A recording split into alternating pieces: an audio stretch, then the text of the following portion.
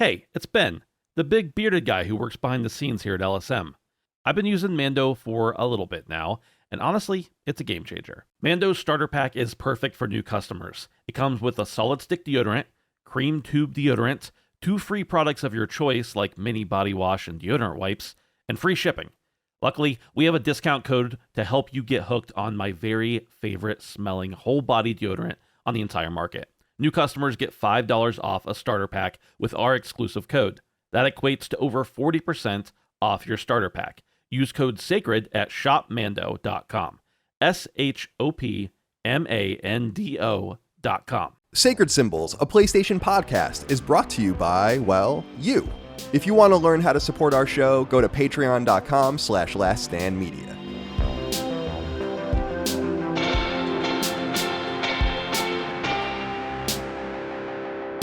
Greetings and salutations. Welcome back to Sacred Symbols, a PlayStation podcast. This is episode number 328.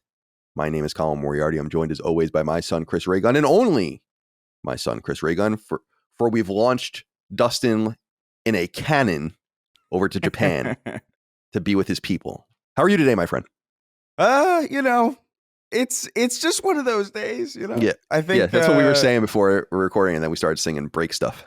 Yeah. It's just like a day of like technical issues. So I woke up this morning and I made breakfast, and then I found out like my garbage disposal wasn't working. Oh. So that's fun. Because that's like, and it's, I don't normally use the garbage disposal, but every now and then, you kind of, it's just like more convenient. And I haven't had to deal with that kind of a situation, right? Like I haven't had like plumbing issues in this apartment, thank God. So now I've got to call somebody, get that kind of sorted. And I went to sit down to do the show, and I realized I had no internet access at all, which is like unfortunate in my area because I'm in one of those areas. I don't know if you've ever lived in an area like this where it's like, if you don't have Wi-Fi, your normal service is like kind of fucked. Like if I try to send text messages sometimes with no Wi-Fi and it doesn't really work. Oh, like you don't get cell service, you're saying? It's not very good. Like yeah, I can get through. Yeah. No, that was the way it was here. I have T-Mobile, but I had Sprint. I've been grandfathered into T-Mobile, and when I moved here to Virginia, this area I couldn't use my phone for some reason. And then when it switched over to T-Mobile, works great. So it was obviously just a Sprint issue, Yeah, it's obviously like, because I'm Verizon, which is like more East Coast still. I've noticed like a lot of places that I've lived out here just don't do Verizon very well. So like I've lived in like I think 2 apartments so far, where if I just didn't have Wi-Fi, I could not call or text anybody if I was in an emergency. So it's like, and I remember being like, what are the odds? Well, let me ask you this. I have 2 questions. Sure. Garbage disposals are finicky. Mm-hmm. And I've noticed a couple times in my life that I've accidentally unplugged it when I've been under the cabinet and then it doesn't work. Did you check that? I know that's like a plug, turn it on, turn it off sort of thing, but I have done that. Yeah. Right. Yeah. I did not check that, but I'm dubious that that's the reason, because I was literally using it, and then I heard it whir, and then I heard like it was like just like the electronic mechanisms of it moving, but not the actual blades, and then it stopped. Oh, so yeah, the motor's probably just dead. So the motor's probably just fucked. That's too bad. Well, if that's what you heard, that's definitely not the case. Because it's funny, for people that don't have garbage disposals or whatever, or don't use them, there's a switch that's always really accessible, but the plug is always really accessible too, because shit can go like, hey, well, you can get things caught in it and shit like that, and it's not good. So yeah, like in my house, mine's like right when you open the cabinet underneath, it's like right there, and I've jostled it before, and then it's like, why isn't this fucking working? But the other question I wanted to ask, well, not another question, but a comment, is that so you live in an apartment, do you have a corporate landlord, or do you have like a mom and pop landlord? I think it's like a smaller corporate landlord. Yeah, that's good. That's what I was gonna say. Like, that's the best situation in my experience to be in when something breaks. When I lived in the building where we started the show, they had like a little online portal, and then it was almost like they would come even before you sent it. Like someone would knock 2 seconds before you even hit send, and you're like, how is that so quick? So right. It's shit breaking now in my life is it fucking ruins my life, because I have to deal with it myself, and I don't know. I don't know anything. Like I said a few weeks ago, my dishwasher just randomly started leaking, and I was like, oh my God. Meanwhile, when I lived in these apartments, I was like, oh, I don't give a fuck. Whatever. It's not my problem. Like, Yeah, it is. It is kind of like the extra peace of mind is actually kind of nice. yeah, But that's what you pay for, yeah, that is. I mean, you got to pay. It's got to be worth something, right? God Other than damn. just like shelter, you're kind of paying for like the to get rid of the inconveniences, which is nice. It's the one thing I miss about renting. All right, yeah, I'm in a weird. I'm not having a good week, really, to be honest. But it has nothing to do with video games or anything. It's just like other things in my life. Oh yeah, yeah, just like it's an off week. Yeah, I remember. I felt that way on Monday too. It's like something about this week. It ain't right. Yeah, this ain't it. This is not This a ain't week it. that this is not a week that I'm enjoying. But we'll have a good show. We missed Dustin, of course. Dustin's over back in Japan. My God, I can't believe he already went back. It's like it's such a long trip from the East Coast to get there. Yeah. But he's there. He's already tweeting pictures and being weird. And he's going to be there. I don't know. Did he say? He told us. I don't listen very carefully, I guess, because I don't remember if he's going to be there for a week or 2 weeks. It's my hope that he's there for 2 weeks because it's so long to fly. So he'll be gone, I guess, for this episode and next episode and maybe another episode. I don't know. And then very conveniently coming back in November as we begin to ratchet down. So that's nice. Yeah. That's Works good. out. Oh. All right. Well, it's good to be here with you, Chris, and it's good to be here with all of you out there. Hope you are all doing well in your individual lives. Thank you for being here with us today. Sacred Symbols is a product of Last Stand Media, and we're supported on Patreon, patreon.com/laststandmedia, the biggest games media related Patreon in all the world by far. More than 13,000 of you over there support us with monthly subscriptions, and we could not do it without you. Depending on the tier that you subscribe at, you get different perks, including early ad-free access to every episode of this show and all the other shows we do in our network, the Xbox show, the Nintendo show, and so on and so forth. You get Sacred Symbols Plus once a week and twice every other week, which is our supplement, where we do deep dives and interviews, game discussions, and so on and so forth. On Patreon, you can submit your inquiries via the newsfeed threads every week on this show and other shows. You get access to our Discord. You get an RSS link, and you can get Spotify connection access as well, so you don't need to use the Patreon app. And remember, I wanted to start reminding people of this now. I think most of you do sign up on browser and all of the rest, but if you do use the Patreon app, which is fine, make sure you sign up to Patreon on a browser or on Android and not via Apple, just because they're going to take a 30% rip from you, not from me. And this is going to begin soon if it hasn't already. So you just circumvent that by just not using Apple. Like Patreon's making that known. It's not like a bug or something like that. Like fuck Apple for doing this. Apple's basically come after Patreon and others for being like, we want 30% of your revenue. Like that is processed by us. And so just circumvent that if you want. I mean, you don't have to. It doesn't matter if you don't care about that. That's fine too. Recent episodes of Sacred Symbols Plus include a very deep dive on Dead Rising Deluxe Remaster, which we're going to talk about later because Chris has been playing it. I sat down with my old friend from IGN, Vince Ingenito, to talk about Astrobot. Talked with Tom from Moore's Law is Dead all about the PS5 Pro and so on and so forth. I think I have Astrobot in here twice, don't I? Oh, no, because we did the Astrobot review discussion in Spoilercast, and we did the Astrobot discussion about the future of Astrobot. That was with Vince. I'm sitting down with a YouTuber friend, Ian, to record a Spoilercast and review discussion for this Saturday on Until Dawn Remake, which we're also going to talk about later in the show. So please look forward to that. And then I'm going to have Gene and who was going to be on it? It was Gene and Hogue to talk about Ubisoft and everything that's going on with Ubisoft. We'll get a little bit into that later as well. So lots of good Sacred Symbols Plus content on Patreon, both there right now and upcoming. Merch can be found at laststandmedia.store. Shirts, t-shirts, stickers, hats, and so on and so forth. We really appreciate your support over there. Free shipping on all stickers here in these United States, by the way. Please leave us nice reviews on podcast services. Leave a comment on the video if you want. You can follow us on YouTube as well, social media and all the rest, whatever's comfortable for you. We appreciate you. All right. Let's get into some topics of discussion and stretch our legs. We'll start with some sad news, though. I want to acknowledge it. Josh in Tampa wrote in and said, hey, guys, not a question, just a thank you for you all and the entire LSM team. I live in the Tampa suburbs, and last night we had a Hurricane Milton come through. No matter how prepared, it's always an anxious bad time. After all the prep, I was able to take my mind off of the storm by listening to you guys. It helped immensely. Been a fan since IGN, but just wanted to remind you all how what you can do can help. Luckily, we made it intact, but the area suffered a lot of damage. Thanks again, and if any of the team are ever in Tampa in the future, dinner and drinks are on me. I haven't been to Tampa in a long time, but I did actually in college for like a summer dated a girl from Tampa that I met at Northeastern, and so I spent some time there with her because that was where we were that summer. Beautiful place. I have a lot of beef with the Tampa Bay Lightning, the hockey team, for things that don't matter to anyone as well. And by the way, the Islanders' first game of the year is tonight from when we're recording, so that's exciting. Hockey season begins, which is very, very exciting. But I'm so sorry to hear. I've been tracking this Milton thing. The Gulf of Mexico is just spawning some craziness right now. Yeah. The hurricanes seem to be getting. It's funny, man. Like do you know the YouTuber Ryan Hall? Y'all is his channel. He's like I just discovered this person this year. He's a meteorologist with like this huge following, and he just does meteorology YouTube videos. Dude, he had 500,000 concurrents yesterday when I was watching. Oh my God. 500,000 concurrents. Well, and people were yeah, it's amazing. Like, he's really interesting. And it's all just meteorology. Like it's YouTube is so wonderful. I love YouTube so much.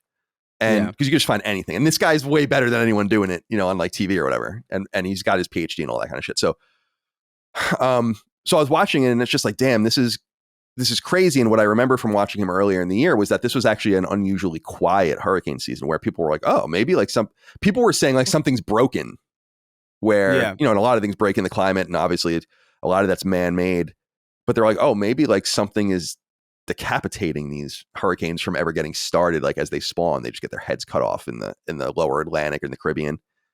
And then boom, these two back-to-back, historic level hurricanes come through and just fuck up the Southeast. So we're thinking about you guys. It's awful, not only in Florida, but in Tennessee and South and North Carolina and other places. It's pretty bad. And as I was remarking on Constellation last week, because we were talking about natural disasters as one of the topics, I was like, it's just like, I live in Southern Virginia, obviously, as people know, like right below, like 30 or 40 minutes below Richmond. And if you look at the storm trajectories, like they look like they're coming right towards us, and then they go in one direction. Like Milton went off to the Gulf of Mexico or to the Atlantic Ocean, and the other one went towards the middle of the country and kind of dissipated. And I'm like, man, just anything, your card can just get pulled from any of these. That was the whole point of the Constellation conversation, was like, your card can just be pulled in all of these different ways, depending on where you live. Yeah. I was remarking, like in California, I'm like, dude, I used to be, and I don't know if you do this, you're not as crazy as me, but sometimes I'd be in bed and I'd be like, the earthquake could happen right now. Oh yeah. Everybody's talking about the big one. They've been talking about the big one forever. And you're like, what if it happened right now? And like and then like everything's silent and quiet in the middle of the night, and you're just sitting there, and it doesn't happen. And then you do randomly have earthquakes, and you're never prepared for it. You know, like it just always, like it takes a few seconds for you to realize what's happening. You're like, oh my God. We had a crazy one I think a couple weeks ago that was like, yo, that's crazy.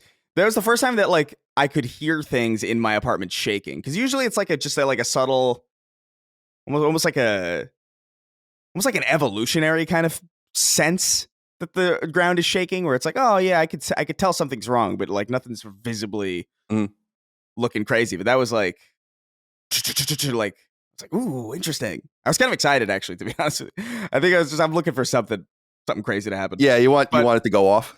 Yeah, I think I have something in my body, in my mind, that I think craves that level of chaos on some level.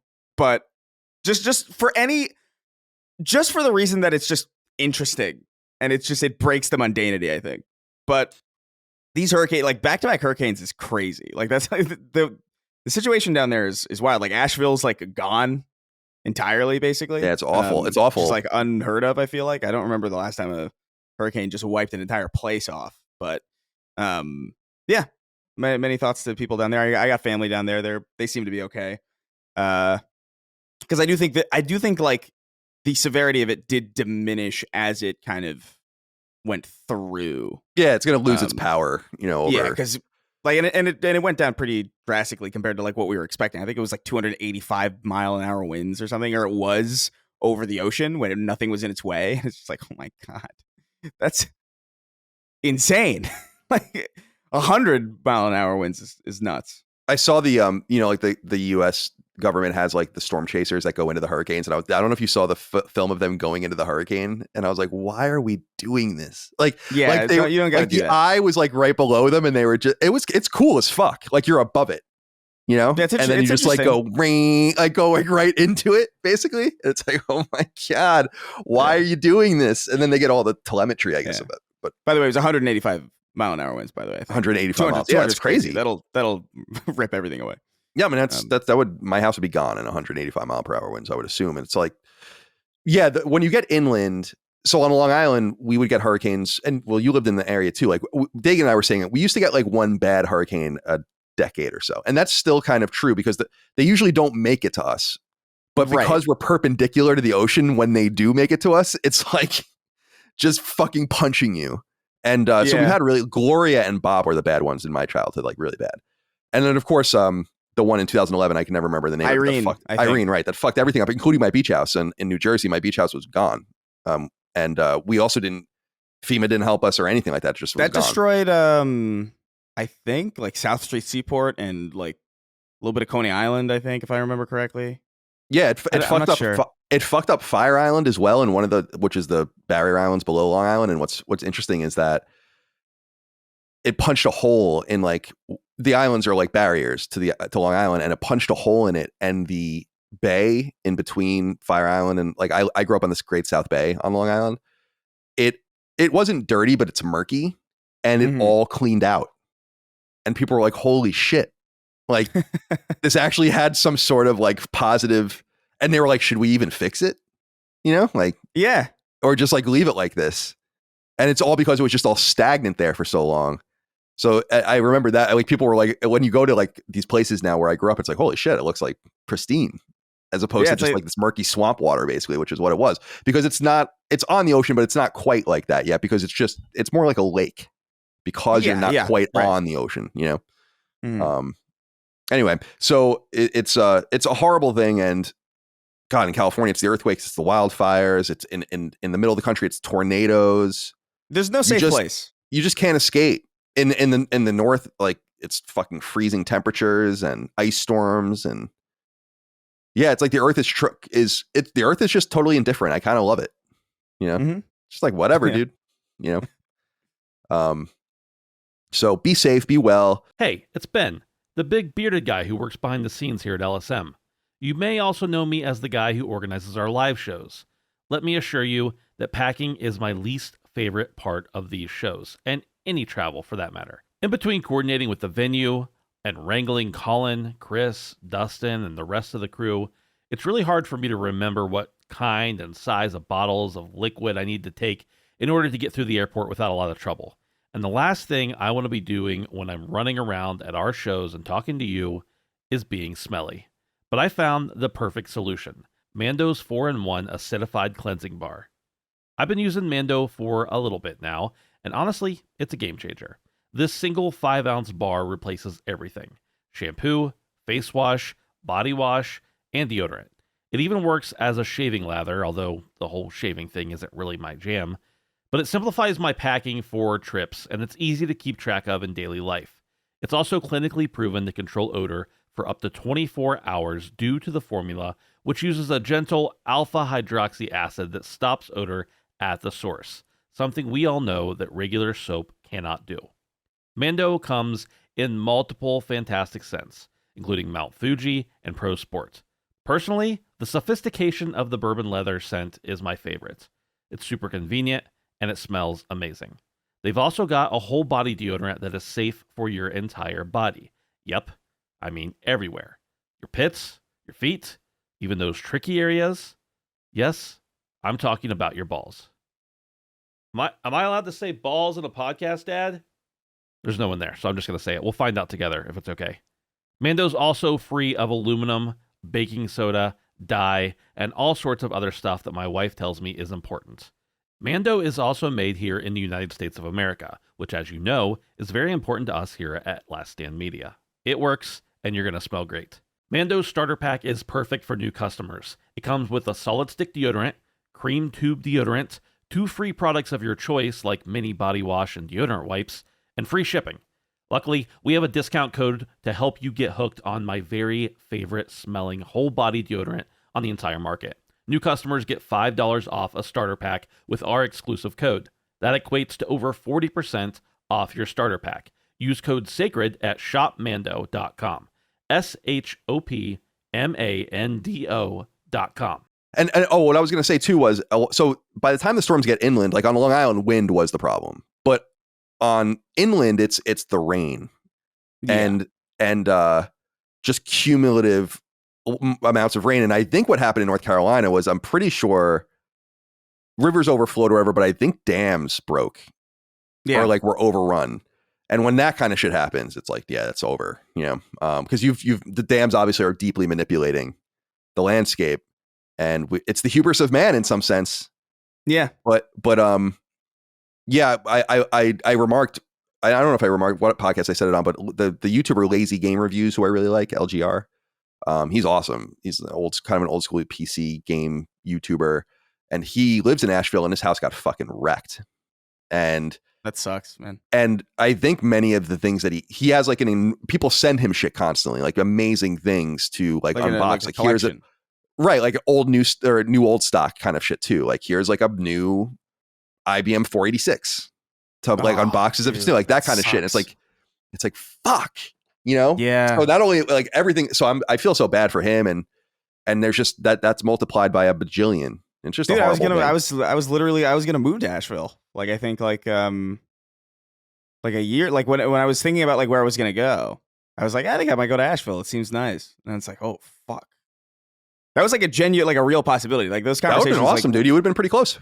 Well, yeah. Well, those conversations went pretty far, and then like something like for some reason I was like, at the last minute I was just kind of like, I don't know if I really want to go. And now I was just thinking about how close that alternate timeline was. I psych myself out thinking about this a lot. By the way, like the butterfly effect. Like the whole like Detroit Become Human, like. I'm playing Until Dawn, so that's all that too. Yeah, I love that. We got a question in the Q&A, which is a Patreon thing we do, and someone was asking about the butterfly effects in our lives, and I'm like, in some sense, everything you do is a butterfly effect. So it's fun to almost take the exercise of like, what would be the 20 actual veins of meaning? Like, where did the 20 key decisions happen, and how did those spawn off? And that's a key decision, Yeah. No, 100%. Yeah. Yeah. So I'm glad that you didn't do that either. But now, do you believe lightning strikes in the same place twice? Sometimes I guess it does, but I would argue that now it's probably going to be a perfectly safe place to be, because they're going to rebuild everything and start again or whatever. Hopefully. I think, I don't know, man. Like the climate's so crazy now. Like lightning striking twice doesn't even seem that crazy anymore. Like it's like if you get 2 back-to-back hurricanes, that is unusual, but it also might be the new usual. Like there's no real way to tell until we have some time. But it ain't fun. Yeah, man. It's the other thing that this brings up to me, because this isn't too far away from me, and I was talking to my neighbor across the street about it, is like flood insurance.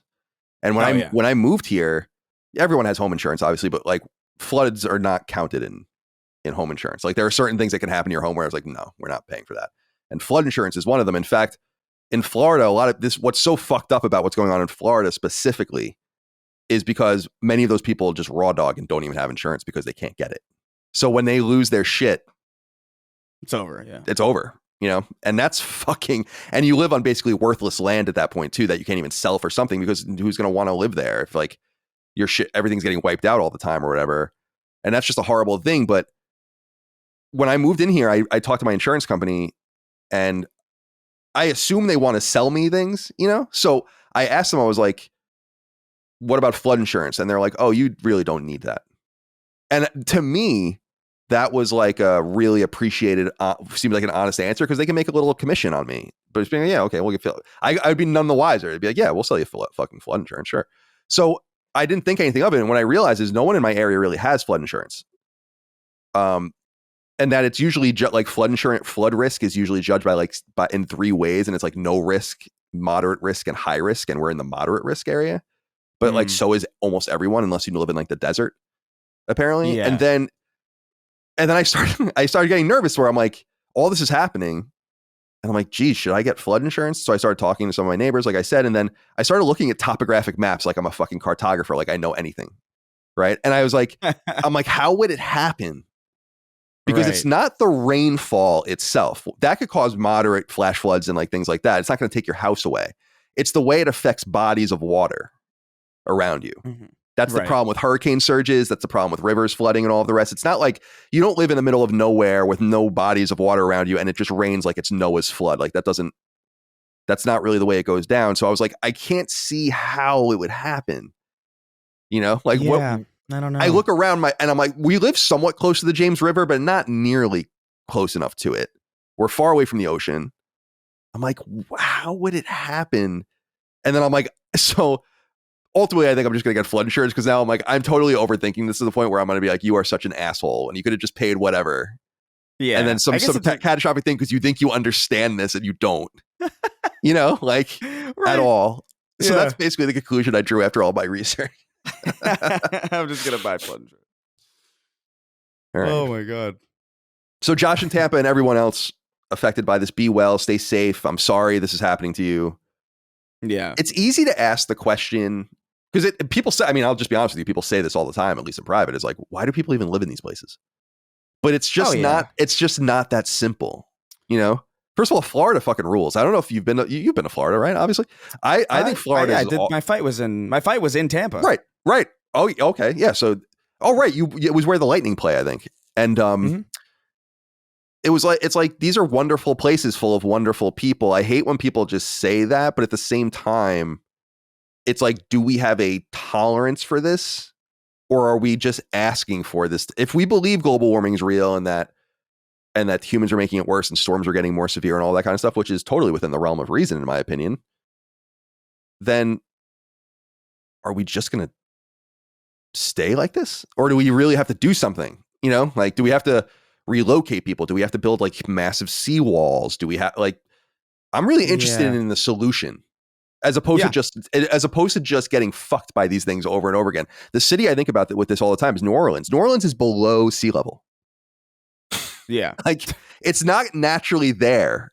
You know, if without all of the engineering around it, it would be done. And all it's going to take is another Katrina. These storms can just go and hit anyone. So it's just like, who's going to get hit? Is it going to be Houston? Is it going to be New Orleans? Is it going to be Mississippi or Alabama? It's just fucked up, man. I hate that people have to live like that. You know, but at the same time, this is where you are. This is your land. This is your community. This is a very difficult situation. And it's easy, I think, to say that kind of shit from places that are a little safer. Yeah, but like, even like, what place is really that much safer? Like, I think about like the middle of the country. It's like, okay, it's like desolate and there's really not much risk, but like there's tornadoes that I've seen ravage. Oh yeah, places. Tornadoes have taken cities or towns out. What was that? Yeah, do you remember Joplin, Missouri? I think was the town, like that town that was just wiped out like 10 years ago, and fucking horrible. You know, horrible. And then obviously in California, it's wildfires and earthquakes. It's like it's one thing. For me, it's one thing if something like a freak thing happens, like if like a massive flood happens in California. Well, it's like, well, that's no one expects that, or like crazy like earthquakes or wildfires in like Florida. You know what I mean? Like these are things that at that point it's like, well, they could not have. Like that's terrible because like there's no shot that they could even remotely prepare for that. But yeah, I mean, I don't know. Like when you live certain places, you just kind of have to contend with the fact that like this is something that you'll probably have to deal with because there's no real truly safe place on the planet that isn't also just completely barren. You know, like what are you going to do? And like maybe Montana is probably the safest place. Maybe.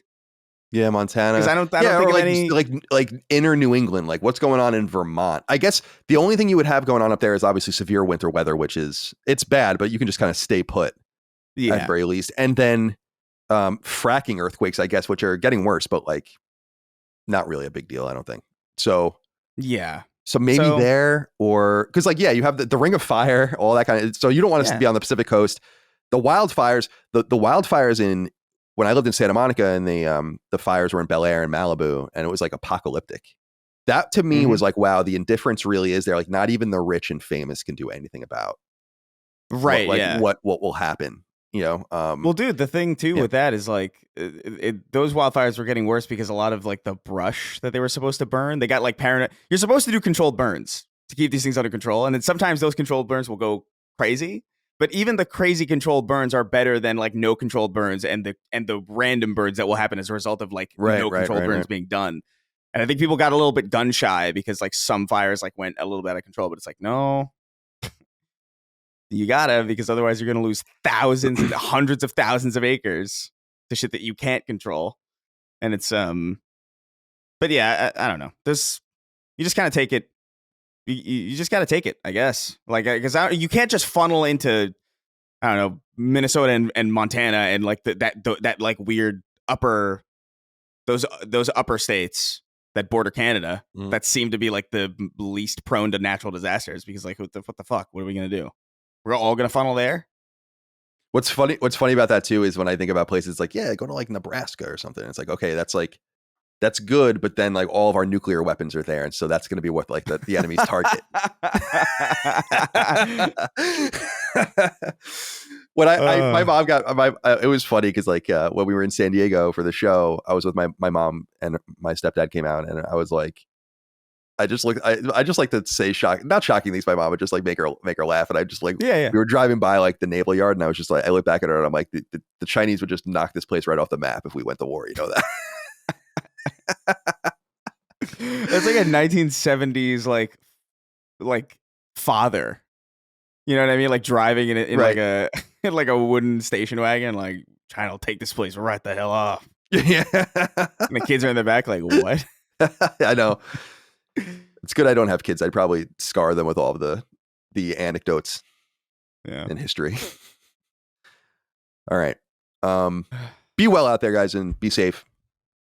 And it's good to, if you can, to donate monies. And, I try not to drive people towards any specific things or ever tell anyone what to do. It's like, it's good every once in a while to like look at life as take a penny, leave a penny trays. Yeah. Like once in a while, think about it. All right. Let's get into some of these other things here. Some other inquiries. Vilak Gunawardena wrote in, said, hello, Sacred Gents. I feel like that's such a deeply ethnic name I've never seen in my entire life, and I wonder, like, who are you?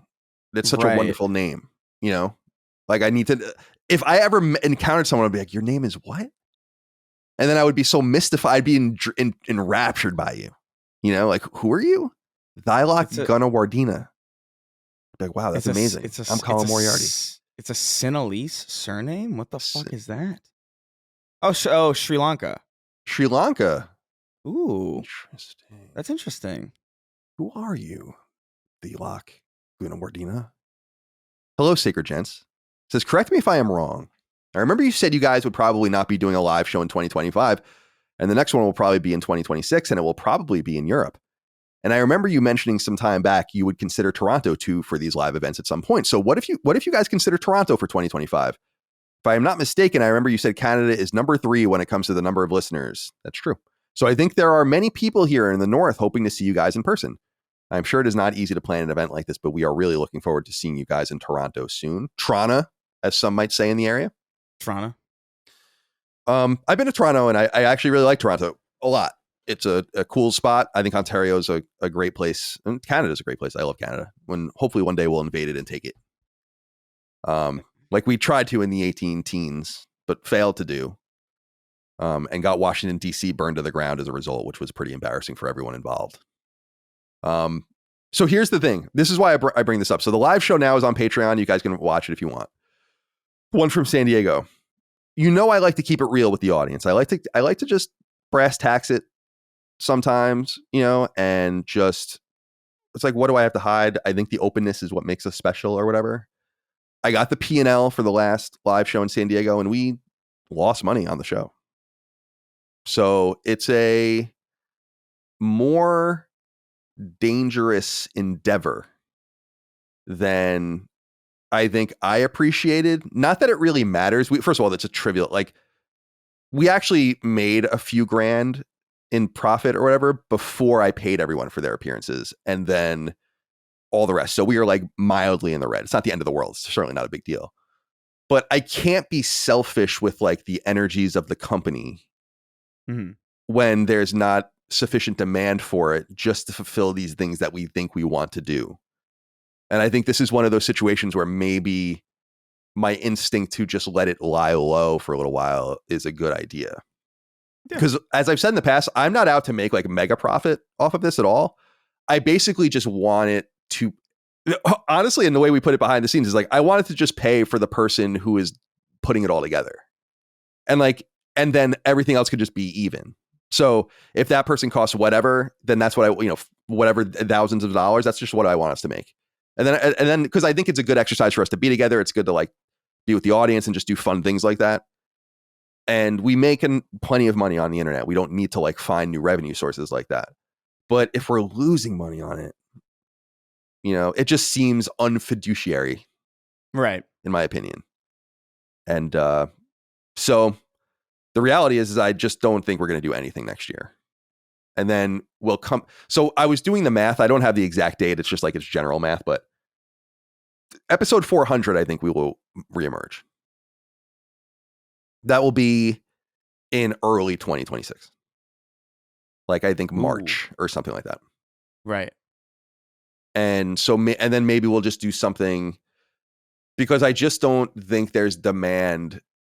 I wanted to go to the West Coast because so many people asked for us to go to the West Coast. And I know it's about access and all of that, but you got to hit it right. You got to be in the right place. And then there are people that will go from wherever, and then they're attracted to that one show a year. And so you lose them, and we're just not that big. So it's like I would love to be able to like make money on the road because I remember we were talking about this on one of the shows where I was like, yeah, if anything, what I was taught was how much money you can make doing this. Like, it's just not relevant to me and I don't really want to pursue it. And we're not big enough. But what I saw when we got these various venues around the country, it's like, damn, so we paid this amount, whatever it was. Everyone pays that amount for the show. We still made money on it. And there are bands that get 6 times more people in this place.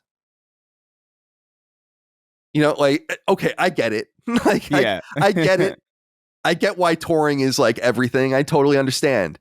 But we're just not, we can't take advantage of it like that. And I don't really want to take advantage of it like that. But we have to do it where the demand is equivalent to just getting a little bit in the black. Yeah. And so let's let it bubble a little bit. Where we'll reemerge, I don't know. Domestically, because I'm lazy? Probably. But it would be interesting to just go to London to do the 400 show or to go to Toronto, or something like that and just do it there. Is it a betrayal of our own people? I don't know. That's a philosophical question. Yeah, it's a question. I'm too much of a small thinker for that. Yeah, I don't know. I think they're fun to do, but definitely I think spacing them out is a good idea. And just like I wish more things would operate like this. It's like, oh, we'll let you miss us first. Like sure. It's how I wish a lot of things were handled personally, but maybe we got our own little lesson, Yeah. In some sense. It was a fun show. It was a good show. I had a great time. And there were a lot of people there, but the expenses were higher than they usually are because we had so many more people there. And those things just add up. Like if you add one person, it's like it's their airfare, it's their hotel, it's like food and incidentals or whatever. And then suddenly, you do a few of those and you're like, yeah, the profit that would have been here is no longer here. That's just the nature of the game. I mean, that's not your problem. That's my problem. So Thylock or Thelock, thank you for writing in. Be well. I appreciate you. Victor Blomberg wrote in and said, hello, gents. How do you think Mark Cerny talks when in panic? Much love from Sweden. Does he panic? I can't imagine a panicked Mark Cerny. It's like a really disturbing thing to imagine, actually. It reminds me a little bit of something somebody brought, I think Derek brought to my attention recently. Like, I've never heard Trump laugh now that I think about it. And I was like, oh yeah, that is, and I don't think I ever thought about that, but it's like, oh yeah, that is weird. That like, I can't imagine him like elated at all. Yeah. I can't imagine Mark Cerny panicked. There's like certain people that like guard themselves to such extreme degrees where it's like there's entire facets of the human experience that I cannot superimpose onto you because I can't imagine what it looks like. Mark Cerny is the most intimidating person I probably ever dealt with in my in person in terms of interviewing him. Yeah, he didn't do anything. He was totally friendly and nice. It's just that he does have that affect, and he seems to know everything. Like he's so much smarter than me, and we all know it. Everyone in that room knew it, right? And it's like it doesn't come off. He's not doing it. It's like it's just the really flat affect and the confidence in it, and just the knowledge. And obviously, you're hearing him scripted a lot, but in interviewing him behind the scenes, it's like no, he talks like this, and this like very analytical. It's there's something very intimidating about it, in my opinion. I've never heard anyone else describe it like that, so it was probably just me. But it was intimidating. I was like, oh my god, this guy. I'm like, you think I'm the stupidest motherfucker, don't you? Yeah. No, I totally understand. Like, because Mark Cerny is like he has a look about him. He has like a demeanor about him and a cadence about him where it like he sounds friendly, but also like I mean, this is probably insulting in some way, but like. I don't mean it that way necessarily, but like he seems almost like he's 15 minutes away from becoming like a really wild villain. Like he's teetering on the brink. He's like, that one bad day about the Joker. It's like it takes one bad day and you become the. It's like he's like just before that bad day, and I don't even think anything's happened that's particularly bad. It's just like he looks at the camera, he smiles, he makes really direct eye contact. He has like almost a Mr. Rogers like delivery. It's a little unsettling. Yeah, I totally understand what you mean. I totally get it. He's very gray, Yeah. Like, yeah. So, why is he talking? I don't think he panics because it seems like he knows everything. Right. It's like it would be funny. He's a family man and everything. There's so many things like I can't imagine him doing, including playing games. For some reason, which he does at a very deep level. Like he'll come out and be like, I platinum this fucking totally obscure, difficult game. And I'd be like, okay, what? Yeah. And then it's like, oh, and then I spent all this time with my wife and my kids. And I also, basically design these major consoles. And then I go and do that. It's like, I don't know what, like very mysterious man. I can't picture him eating, All right. Victor, I don't know. Mark Cerny doesn't panic. Be a fool. Kurt Lewin wrote in, said, hey, Sacred Boys, I've got to ask as a Brit, when you make fun of us in our accent, I have no problem with it, but I need to know what you are saying when you say Torvee, or is it Torvee? Oh. I honestly have no idea what you're saying or what you are referencing, as I assume it's a TV show or film. Please enlighten me. Torvee, that's what you're talking about. Yeah, TORMVY or VEE. It was a very weird. I remember we commented when we talked about it. It's like, what a weird name. Like I've never heard that name before in my life. It doesn't sound aesthetically pleasing. Like if I was naming like a character in fiction, I wouldn't choose this name because it just sounds clunky. But like this was from the Tomb Raider. There was like a leaked. What was it? Like was it a script? Yeah, like it was like a script from like a dialogue from the game. Yeah, from an unannounced or like an unfinished Tomb Raider game, and we read it on the show, and we did the British accents for it, and there was like a line that was like Tom V. Wait. Then we got like what do we get? Like it wasn't a cease. We got like some sort of like I don't know if it's a cease and desist or something, but Square Enix's lawyers went to Patreon, and because Square Enix still owned Tomb Raider at the time, and just asked us to have it taken down, which we did. So yeah. That was I don't try to do things I don't try to brush you that wrong, companies, So let's stand down a little bit. But that's what that was. It's not like a specific. It's not a reference to like a show or anything. No. Yeah, and I see that every once in a while in comments, like what are they saying? Like, what is this? And it's if you're new, you have no idea. That just is said all of the time. It's like it's the Seinfeld references. It's like at some point, everyone who listens to the show realizes that there are constant Seinfeld references throughout the show, and it actually goes all the way back to the beginning. So everyone's always been aware of that. Little things like that. Treats for you out there, the listener. All right. Let's see. Oh, I wasn't going to talk about this week, but a lot of you wrote in about this. Like I would say literally 20 of you on the thread this week wrote in about this. So I was like, all right, I guess I'll talk about it if you insist. Dalton wrote in and said, hey guys, longtime listener here, and as someone who inadvertently forces my wife to listen to the show in the car often, she has come to enjoy it. Well, with the recent news of the Jets firing the head coach, she says to me, with the recent news of the Jets firing the head coach, she says to me, we got to get a comma in there. She says to me while sitting on the couch, quote, I wonder what Colin will say about the Jets this week, end quote. So what say you, Colin? I'll hang up now, and my wife and I will eagerly await your weekly Jets diatribe. Well, I'm not going to belabor this especially because Chris doesn't care, and this is not what we do here. But everyone knows I'm a huge Jets fan, and I watch every game every year. I have for many years. It's an obsession of mine. It's an investment. I don't know why. I reflect often to my wife. I'm like, I don't even know why I do this. Like I don't even enjoy it. You know, like I watch so much football. I'm sorry, go ahead. No, it's like you're like you treat the Jets like 10-year-old or like 9-year-old me treated church in some way, where it's like, I guess I gotta go to the Jets. Yeah. Yeah, like it becomes a thing like where you're like, it's football season. Yeah, it's here we are, you know, church time. And I do realize, like, I really do love the team, and I love being a fan of the Jets, or whatever. But it is funny where I watch football so much. I watch every Thursday night game, every Sunday night game, every Monday night game, and both afternoon slots on Sunday. So I watch as much football as I can. And the only games I don't enjoy are the Jets games, which is funny because like I'm so invested in them. Micah makes fun of me. I don't know if she's ever gotten pictures or whatever where I get close. I stand up to watch sometimes, and I get closer and closer to the TV where I'm literally just like this close to it after a while, and not realizing that I'm just up its ass. So anyway, I love this team, and it's a very torturous situation. But what's fucked up about the last 2 years is we had like real promise, and it's been all fucked up. And you know, we're 2-3 at the time of recording. I think we should be 4-1, so it's a bummer. Things happen or whatever, but we fired our coach.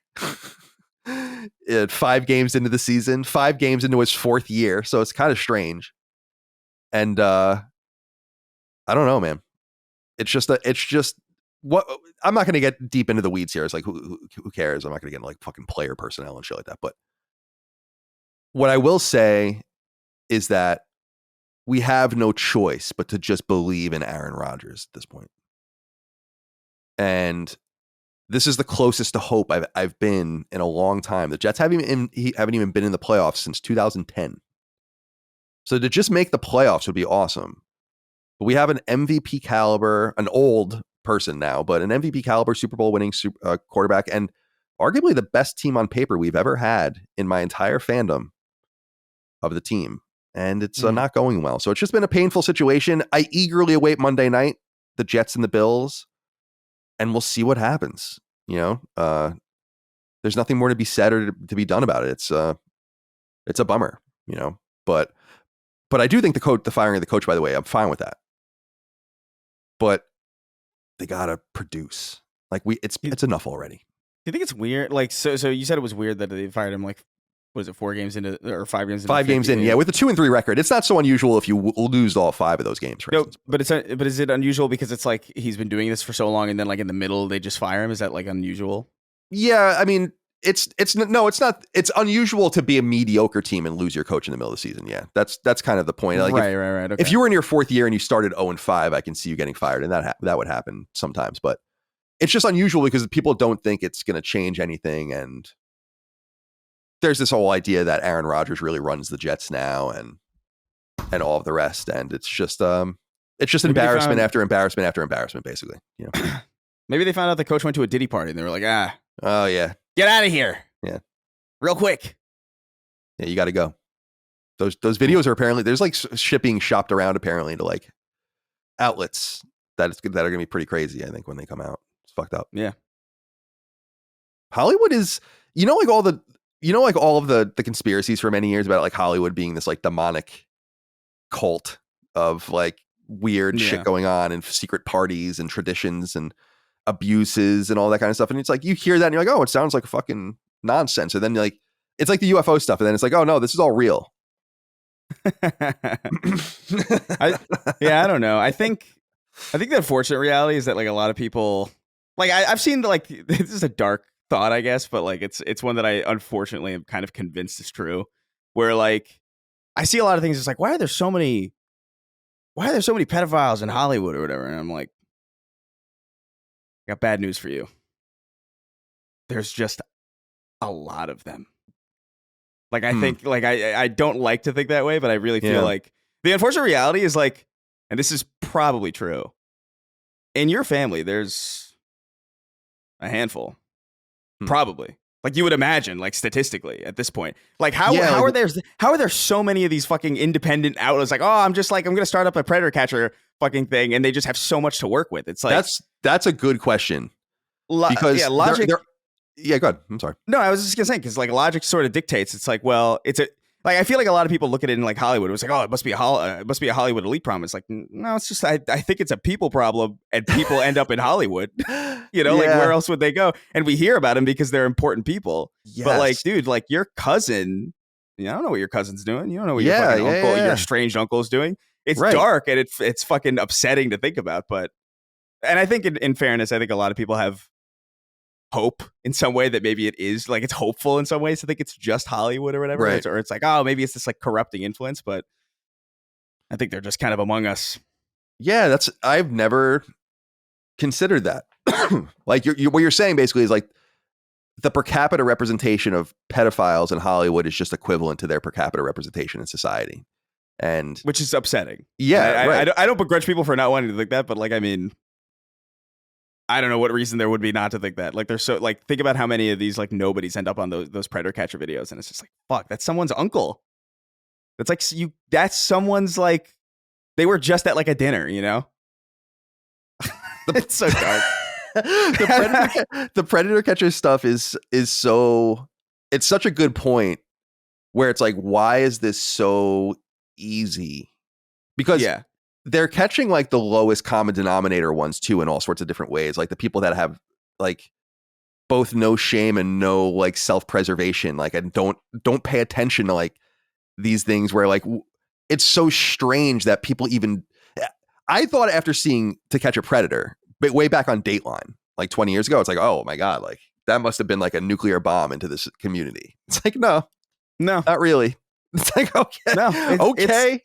You know, like, yeah, I know. It's still doing, and it's in like the like there's no like Mississippi elite, you know, like these are just like fucking people in like trailer parks being like just despicable, and it's just like, all right. And that guy that worked at Sony, that was yeah. that dude. It is funny as fuck that is the video that turned me on to the like this whole world of Neo Catch a Predator stuff.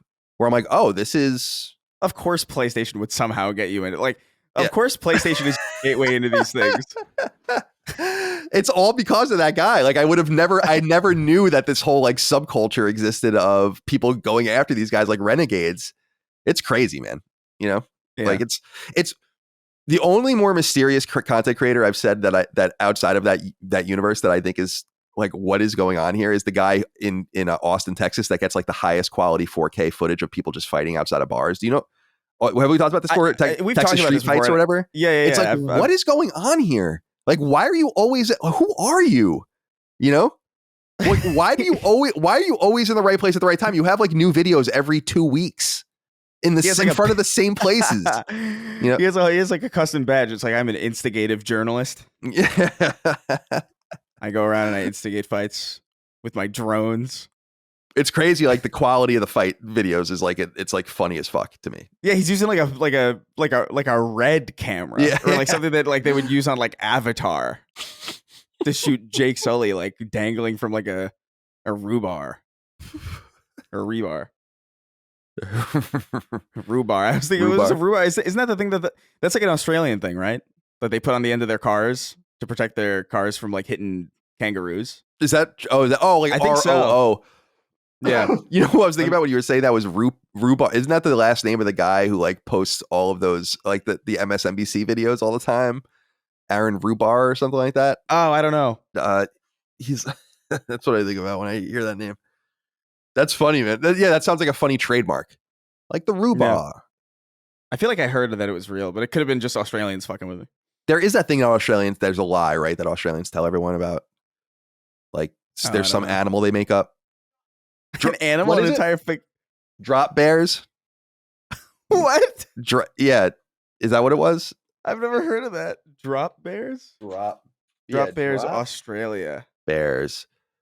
The drop bear legend tells of a large arboreal predatory marsupial related to the koala that drops on its prey. The representations of it are fucking crazy. Like, That's if you funny. type drop bears Australia, there's like an AI overview, because of course there is.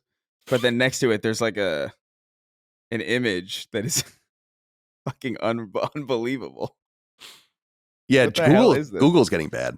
Look at this. Let me see here. That's insane. Anyway. Yeah, I don't remember when I first heard about that. Okay. Anyway, where are we now? Oh, all right. So, Dalton, thank you for writing. Everyone, thank you for writing in with the Jets. Let's just revisit this in a few weeks and see how we feel. We'll be on suicide watch soon, probably. Michael Welter wrote in and said, all right, so the next two, we'll get to some games related stuff now. It's finally time. Yeah. Michael Welter wrote in, and then Cutter Crow also wrote in. Two sides of the same coin here. So I'm going to present them both and then talk a little bit about what they wrote in about. So Michael Welter wrote in and said, Colin, I'm not trying to be an ass, but on the last episode, you basically said Zero Dawn Remastered going up in price is shady, but ultimately not a big deal. But I remember a few episodes ago on one of the shows, you were talking about how video game prices never go up, but eventually go down. Is this not a weird special case for Horizon then? Not trying to be a dick or anything, but could you elaborate? You guys don't have to say like not trying to be an ass. Don't, like I get it. You can be a little adversarial. That's okay. And certainly ask questions like that. Cutter Crow wrote in and said, howdy guys. Last week I thought the fervor surrounding the Horizon remaster was way overblown. They are by no means the first company to change the price of a game after a remaster. I know The Witcher 3 did it, and I'm pretty sure other games have done the same when the Game of the Year versions were released. Am I crazy, or does everyone wait to get outraged till PlayStation does something? Appreciate all you guys do. So I see both sides of this. I just wanted to say, isn't Horizon obviously an exception? Because a new product that's based on it is coming out and you're giving people a way to circumvent buying the product. It just seems like a natural way to kind of shut that down in some sense. Yeah. But 999 out of 1,000 times, games do go down and stay down in price. Of course, I went and looked at the price history of Zero Dawn on PSN. There's a website that tracks that stuff, which is cool. It's like I don't remember what it is. I'll look it up later or whatever. But you could just look up, you could really just Google and it'll bring it to you like PlayStation Network game title, historic price or whatever. And Horizon was $20 for a really, really long time. And now it's not. Part of my argument is like, if you really cared about buying it, you would have bought it already. But isn't it kind of unfair to people that are going to pay so everyone pays the same $10 upgrade. You're going to get the game at a artificially discounted price for basically a new product of being able to circumvent that, while people that paid full price by the millions are going to pay the same $10 upgrade. It just doesn't seem fair. In fact, it seems like a way that in other words, it's the unusual edge case. It's not common. And I don't really have a huge problem with it. I'm more with Cutter, where it's like, I don't think, I agree that I don't think Horizon's necessarily unique for this, but I don't know. If it's just that if you cared about it, you would have bought it already. That's kind of the thing that, so anyway, I don't know. How do you feel about this? I mean, the way that I feel about it is just, it's so old. It's so old that it's such an old game at this point that they put it on PC because they got as much as they could out of it on console anyway. So like, to me, it's like, if you were one of these people who like just didn't, like, I got Horizon.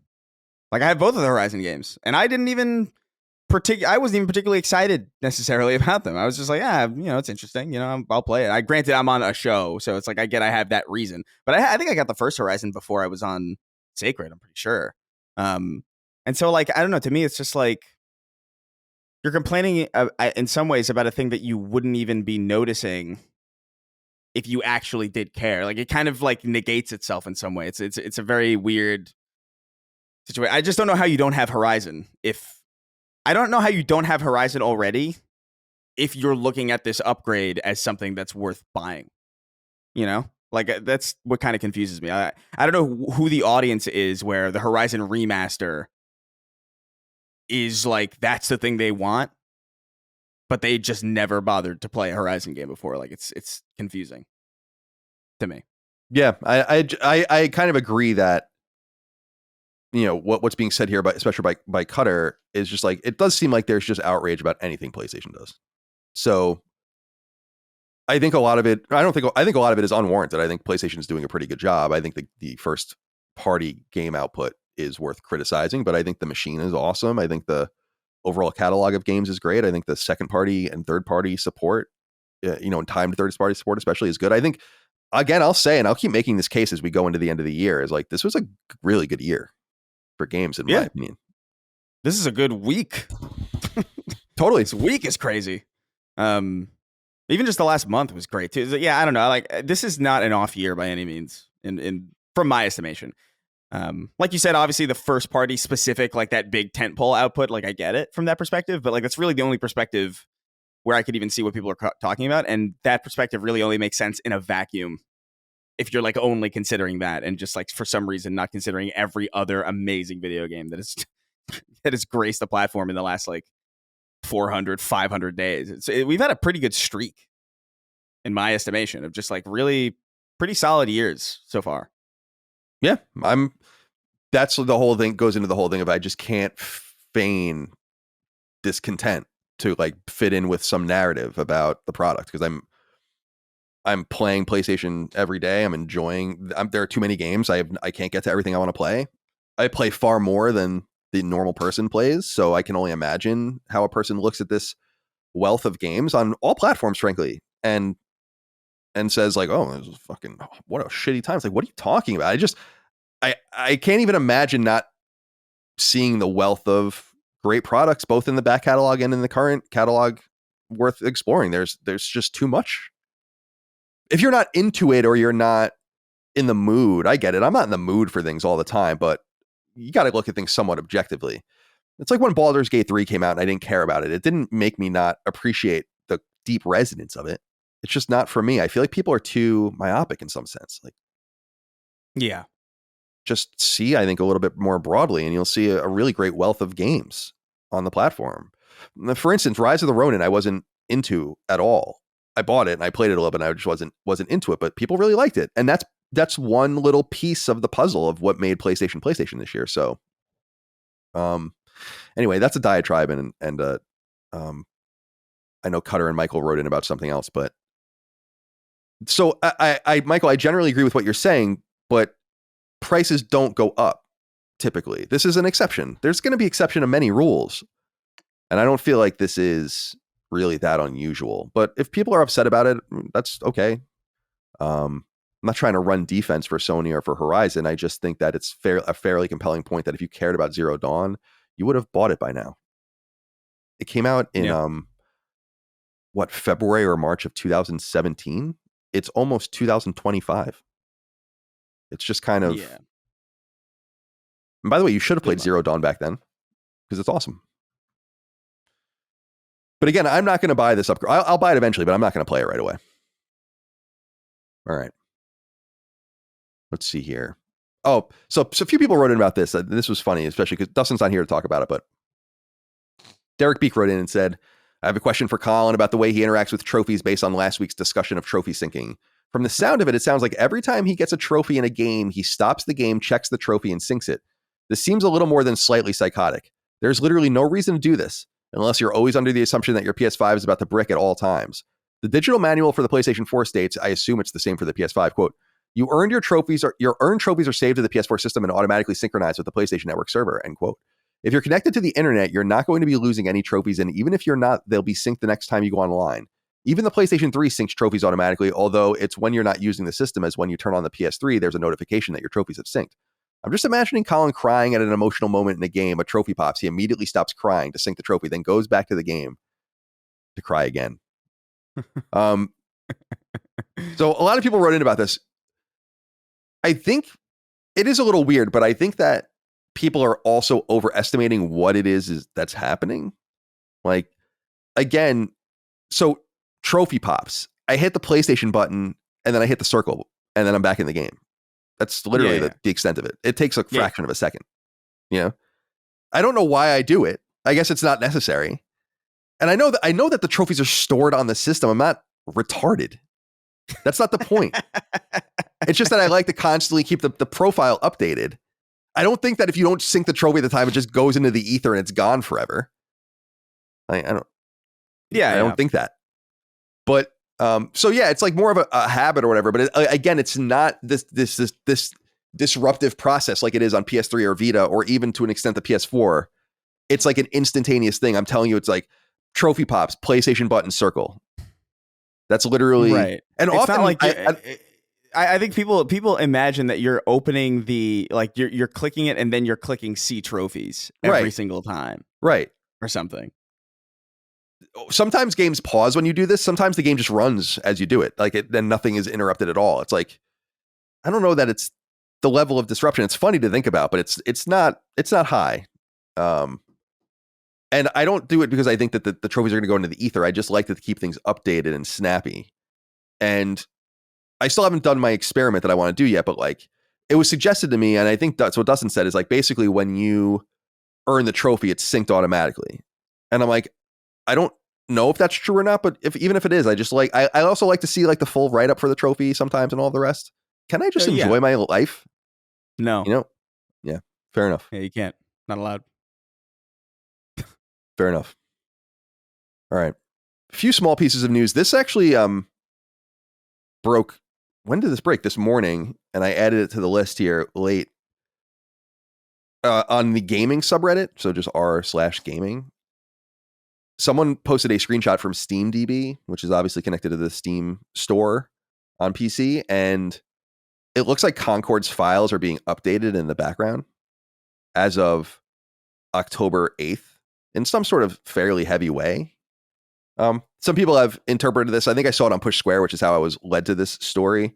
It's being interpreted by some that this is a sign that it's going to come back as some sort of free-to-play game, or maybe an indication that it will. It is a little weird that it's being updated. I don't know that it's unprecedented to see activity like this behind the scenes on a game that goes away, but nonetheless, something's happening. Well, what do you think? Do you think we're going to see this game return? I mean, based on my assumption, which is that like I would imagine that when most games go offline, they're not updated. And so like maybe this kind of indicates that it comes back. I wouldn't recommend that personally. Like I just don't think this game really has much on it. I don't think this game has legs personally. So I think it would be just a waste of everybody's time to bring it back. Be a better use of it would be a better use of resources, money, and everything, and time, talent to just get this team to do something else, or restructure it in some way. I don't care to see Concord come back, and I didn't hate it. I thought it was actually okay, but we'll see what happens. I guess I don't know what they're thinking. Yeah, if that's what this does indicate, I have no clue what their plan or where their heads are. Where their heads are at. I'm skeptical that it's going to come back, just because it's, as you said, it's like it's a sunk cost. I don't think the narrative about the game was like, yeah, it's just too much, or it's just if only this or only that. It seemed like people kind of fundamentally didn't vibe with it. I know that there was a small group of people that really enjoyed playing it, but we know at least from some prognostications based on a combination of some assumed, PlayStation sales and how it did on Steam, that maybe it was in the 25 to 30,000 sold range. It's like, that's really bad. And that's like unbelievably bad. And if that's like the core fan base that's defending it in a vocal way, that's woefully insufficient and is nowhere near indicative of a game that would suddenly attract I don't know what they would really need to make it work for them. Like, I would assume millions of players over time, because the game already, cost what it cost and took the time it took and the resources that it ate up. And now it's going to run again. So it's going to need to kind of account for itself still. So it's going to need to make money above and beyond that. And it just seems like the game has a stink on it. I think it would be such bad advice to try to make this work. Yeah. I would be shocked if this game came back and people really truly cared about it. I think it's a sign of people. I think you'll see how little people care if it comes back, personally. Yeah, but, I agree. So we'll see. But yeah, again, it's super interesting detective work to see that the game's being kind of updated and tinkered with behind the scenes, and you have to wonder about that for sure. But what is it indicative of? Maybe they still don't know what they want to do. Like, we don't know. Like, it seems like there's been no personnel moves at Firewalk. Like, that company is still consuming enormous amounts of resources just based on its size. So maybe they decided to stick with it. I don't know. All right. This is interesting. Quantic Dream, French studio, and their CEO released information that Detroit Become Human, which came out back in 2018 on PlayStation 4 and later came to PlayStation 5 and PC, has surpassed 10 million paid units across platforms, which is great. I really love Detroit Become Human. I think it's an awesome game, personally. And I'm going to talk about Until Dawn Remake in a little while, which is, a Quantic Dream style game, although made by Supermassive. That came out in between Beyond Two Souls and when Detroit actually came out. But I think Detroit was actually a pretty triumphant game, and something in reflecting on it, I haven't played it since the year it came out, but and I'd like to get back to it at some point, maybe get the platinum trophy in it. But it was surprisingly good because I really like Heavy Rain. It's comical to kind of look back at it now. It's kind of corny, but Heavy Rain really felt so modern and interesting when it came out, in my opinion, on PS3. And Beyond Two Souls was really disappointing, in my opinion, and kind of confusing and weird, and took a lot of the wind out of the sails of Quantic Dream from my perspective. So I had really not high expectations until Detroit was first shown. And remember, they kept showing, they had that really awesome trailer, like one of my favorite game trailers, of that scene. You played Detroit, right? As I recall. Yeah. So the scene in the beginning in the apartment, and then you're on the rooftop, and then with a little girl, and they showed all the bunch of different ways that scene can go. And it made like the butterfly effect kind of staggered look at all these different branches, and it was really cool, and I thought the game was really nicely executed. I think a lot of people are very critical of Quantic Dream and very critical of David Cage, both reasonably and unreasonably. It seems like people, very similar to Randy Pitchford, it seems like people really just hate this dude, and it seems so overboard, and it's just a similar vibe to me. But so people are just mega critical of his work, but I thought it was a successful game, and I really, really recommend it to people if you haven't played it. And I really recommend Heavy Rain as well.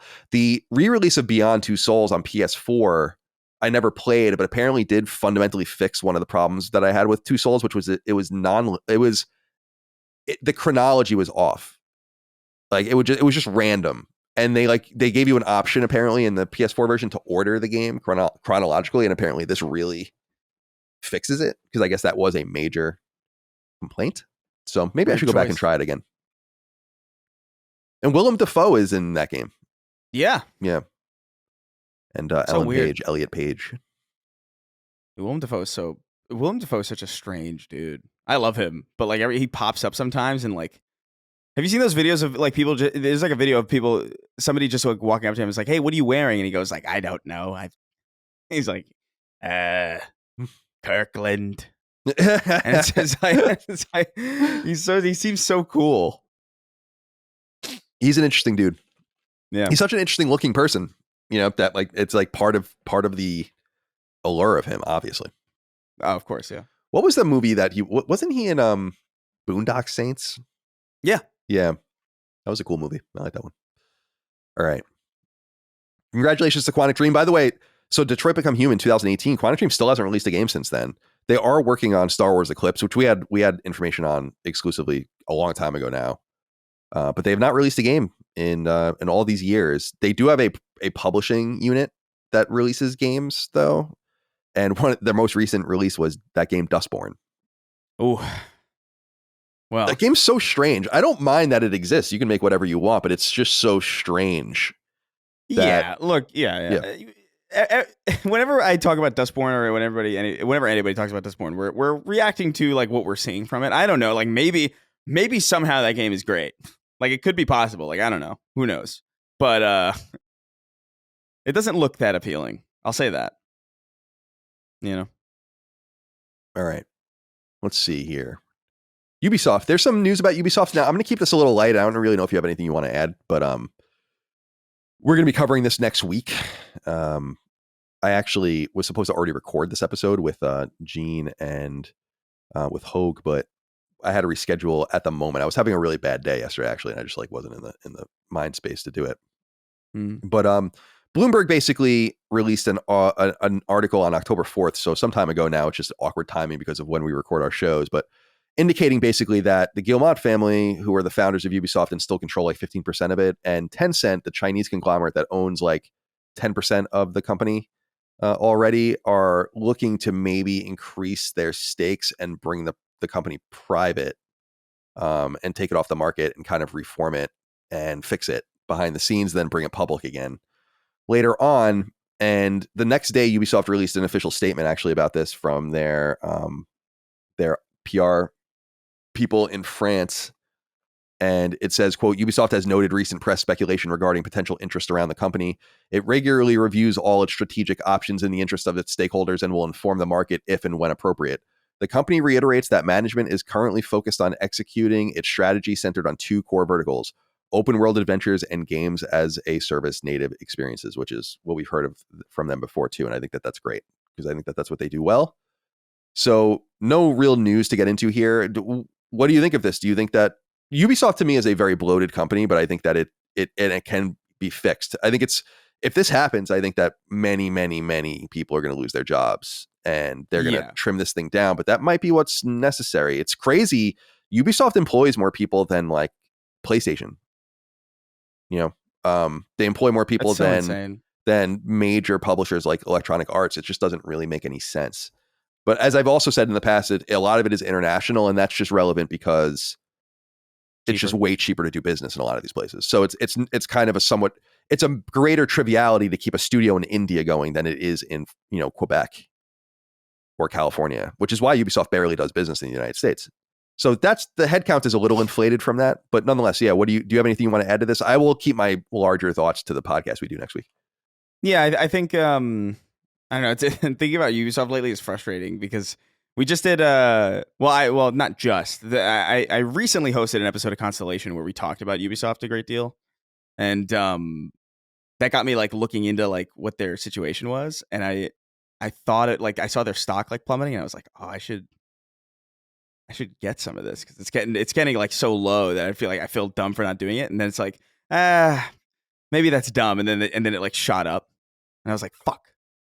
I felt so stupid, but I think Ubisoft is just I feel like Ubisoft needs to be almost more than halved in some way. You know what I mean? I feel like they need to be trimmed to a degree that is upsetting.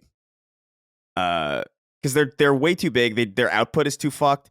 I don't know what their situation is with Skull and Bones or why that even happened or how they even got into that situation in the first place. What's going on with Beyond Good and Evil and all this. They just seem like they're really out of sorts with themselves. And I think in some ways that, yeah, this is probably a good idea. Why not? Why wouldn't you do this in some way? So I don't know. Yeah, they gotta get this. They gotta acquire shares and control, a majority of the company, and then buy shares back at a premium, which they're going to do. And so the stock price has bounced a little bit, which I predicted it would back when I did the appearance on the Click R3 podcast. As I said last week, I was talking about. I was like, damn, dude, if it just went a little lower, I actually would have bought Ubisoft and made a little bit of money. But who knows how much they're ultimately going to get for the shares to bring it private. I think that from my perspective, they have the tools. They have a few really high quality studios and a lot of support teams. And again, that's to keep costs down. I know in international spots, I don't know how you want to trim that back, but the major thing that they have is I think that, Yves Guillemot and his family and the people at Ubisoft, a lot of those guys have been there forever and do know how to do it. I think they've kind of lost sight of what the directive is, but I think they have the IP and the connections to turn it around, and they're prime for the picking, I think, to be bought by a larger entity or a different entity. Would an EA or a Take-Two see any value in any of these things? Is that even on the table? I don't know, but Now the Tencent connection is concerning, but Yeah. the reality is that the Tencent connection's there already. They already own a minority share, like a major 10% piece of it. So, and I'm pretty sure Tencent is offering Ubisoft some liquidity because Ubisoft is, I was reading some of their financials and it's like they have 1.5 or $2 billion in cash on hand, but their debt is like twice that high. It's not like, it's not going to kill them, but they'd have to restructure. There's just a lot of work to do, so Yeah. they can turn it around. The concerning thing that I'm hearing, I think Tom Henderson reported about Assassin's Creed, is it's like they seem like they're going to release a lot of Assassin's Creed games. And I'm like, that's the wrong thing. It's like, if that's the way you think you're going to fix this, you're mistaken. You gotta, at the very least, treat Assassin's Creed more like Far Cry. Far Cry began a long time ago. There's 6 of them, and there's some spin-offs or whatever, but they're not there. Every few years is good. It's like, I don't mind that. That's cool. Every 3, 4, 5 years, you get a new game. It's like, do that to Assassin's Creed. That's all you have to do. Just show a little bit of resilience and make it, like you were saying earlier, make someone miss you. Exactly. And Star Wars Outlaws is a disaster. Yeah. It's supposed to be a pretty good game, but I think that there's just a million copies sold. They must be like, oh man, I'm sure they ate shit on that game. There's just no doubt about it. And for sure. Yeah, because like what you'd imagine, there's licensing on top of everything. So right, like Disney is going to get its money regardless based on units sold. So that money's just coming out of the pot. And yeah, I don't know, man. So we'll see. I'm rooting for Ubisoft. I know a lot of people are rooting against them for some reason. I don't really understand that, but I appreciate them. They are an important publisher. They are losing the long-term battle, though. They really had a great vision at one point for AAA gaming. They had a great vision for online gaming. Doing, really just a kind of netting the Tom Clancy name and all that stuff. It's brilliant. Fucking brilliant. Totally brilliant. Yeah. And so little things like that is like, yeah, and it's the same people at the top that did all this stuff. So I want to see the new Far Cry. I want to see some of this new Tom Clancy stuff that they're going to do, The Division, all of the rest. And then like, let's pump the brakes on Assassin's Creed, but I just don't think that's going to happen. And so I do worry, but we'll see how it all goes. But I think sadly, thousands of people are going to lose their jobs at Ubisoft. And we'll see like where those jobs come from. All right. And by the way, yeah, we'll do a Sacred Symbols Plus episode next week about this. So come to patreon.com/lastdaymedia for that. SEGA and Universal, according to Deadline, are getting a movie going for the Shinobi series. Shinobi, of course, is a old SEGA franchise that premiered back in Japan in the arcade in 1987. The original game was then a Master System game that came out later. There were a few Genesis games. I was looking at this, I'm like, we haven't gotten a Shinobi game in a long time. And it's true. Like the last core console Shinobi game was the PS2 game Nightshade, which came out in Japan in 2003 and in the West in 2004. So it's not exactly a mega popular franchise, but nonetheless, it's going here. Says on Deadline, quote, "It's not just all about the Sonic the Hedgehog. Another Sega video game franchise, Shinobi, is heading to the big screen with Sam Hargrave directing for Universal. Ken Kobayashi of Sunny and Move On is writing the screenplay adaptation of the arcade game, which first debuted in 1987. The edgy game followed Joe Musashi, a modern-day ninja who confronts great evil. Shinobi spawned 14 games, including spin-offs and ports, for a total of 5 million copies sold around the globe. A new entry in this series was revealed in late 2023. This is true. So, any thoughts on this? Are you a Shinobi person? I don't. Dagan loves Shinobi. It's not really a franchise that I care about. I'm a Ninja Gaiden person personally.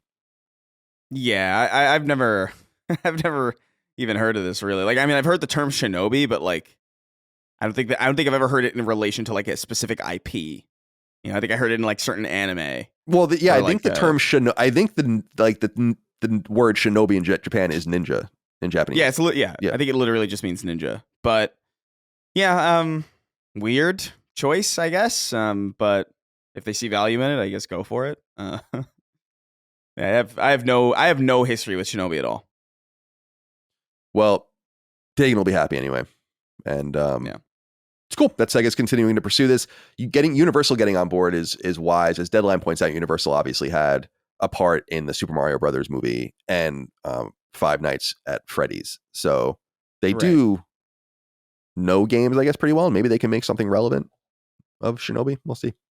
Everyone loves ninjas. It's not like the 80s anymore, or the 90s, where like ninjas were everywhere. I was a ninja for Halloween in elementary school one year. But ninjas are still cool, I think. Yeah, I think so.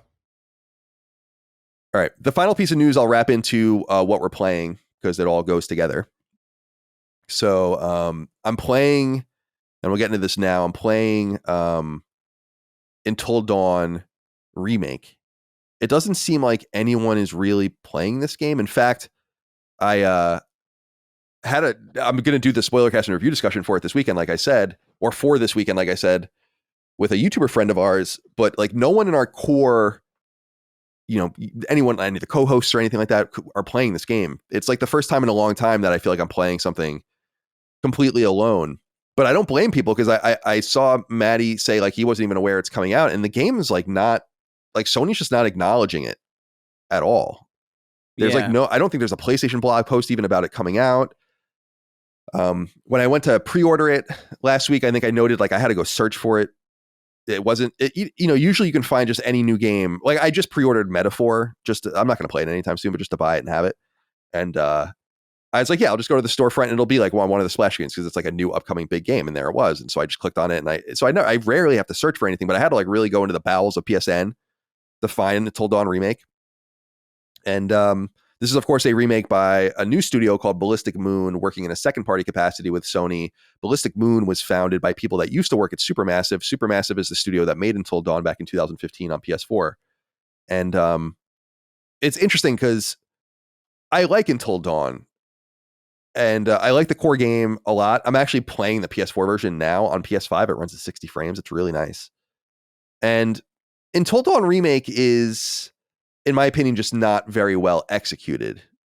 I don't know if, well, I don't know. I do know. It's like, it seems pretty obvious to me that Sony's ignoring this thing because it's not looked at as being very good. And that if they had any confidence in it, they would say something about it instead of just kind of pooping it out and really focusing instead on what is a timed third-party game in Silent Hill 2, which we're going to talk about momentarily, and that is getting great acclaim.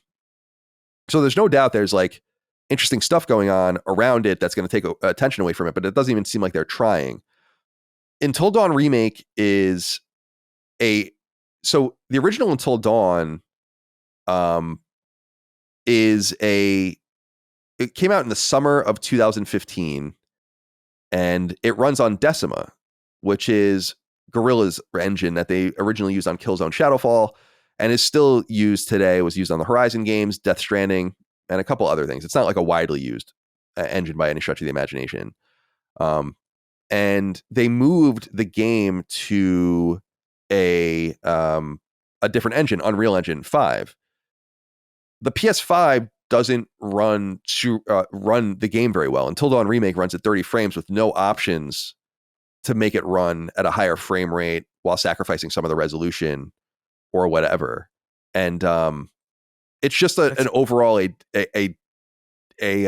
disappointing product from just that perspective. Like, what is it about Until Dawn Remake that precludes it from running at 60 frames? I don't understand why am I can look at a game like Horizon or a bunch of other examples at this point on PS5 that are just much more visually impressive. These are claustrophobic, pseudo open games. You're limited where you can go. They did change the camera angle, like it's fixed camera angles in Until Dawn, and in this remake they allow it for a more 3D, like fully behind the shoulder camera, which I think is a huge mistake. I actually think it hurts the horror of the game. As I'm playing through the PS4 version, I'm just thinking to myself constantly, like, this is so much better. And I don't want to discount that they tried to do cool things with the remake, but it's very uneven. And I'll be really interested. No one else I know is playing it, so I have not really heard anything else from people. People haven't even really started reviewing it yet. There are a few reviews, but nothing too crazy. But it feels unusually visually uneven in that some character models look better, like way better than others. Like the character model for Ashley looks way better than the character model for Jessica. And like they've made some of these people just look different. Like everyone looks too old. They're supposed to be teenagers. Jessica looks like she's in her 30s. it's just strange. It's a strange project. And really the biggest thing that I want to say, and I guess I really do want to say, I don't want to spoil the game for people. They do something at the end of the game that's different. Let's just say that. And do change fundamentally the game to allow for there to be a sequel. And it's interesting. And I don't hate it, but I wonder if there's anything here to really get at if this is the caliber and quality of the game we can expect. Because I just don't think they did a really impressive job. And I don't think Until Dawn really needed to be touched. Again, as I'm playing it on PS5, it runs at 60 frames on PS5, and I think it looks great. Like, I actually think the game still looks really great. It's a little finicky because of the fixed camera angles, but it adds to the horror. It's not an action game. Yeah. You know, forcing you to see things from certain perspectives is cool. You can play with shadows and jump scares and all the rest. It doesn't work when you remove that. And so I think the whole project itself, like the whole existence of it, is weird, but it seems like it might be in service of this sequel that has maybe been greenlit already. And I'll just say, based on what you're shown, so when you finish the game, there's like a new ending.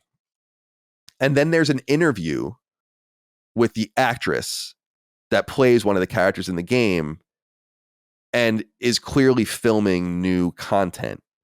And it's like, okay, so we're doing this. Like, there's going to be another one. It reminds me a little bit of Sly Cooper 4 being teased in the Sly collection on PS3, where it's like you had to kind of figure it out. And then there's like, well, there it is. It's blatantly telling you this new game is coming.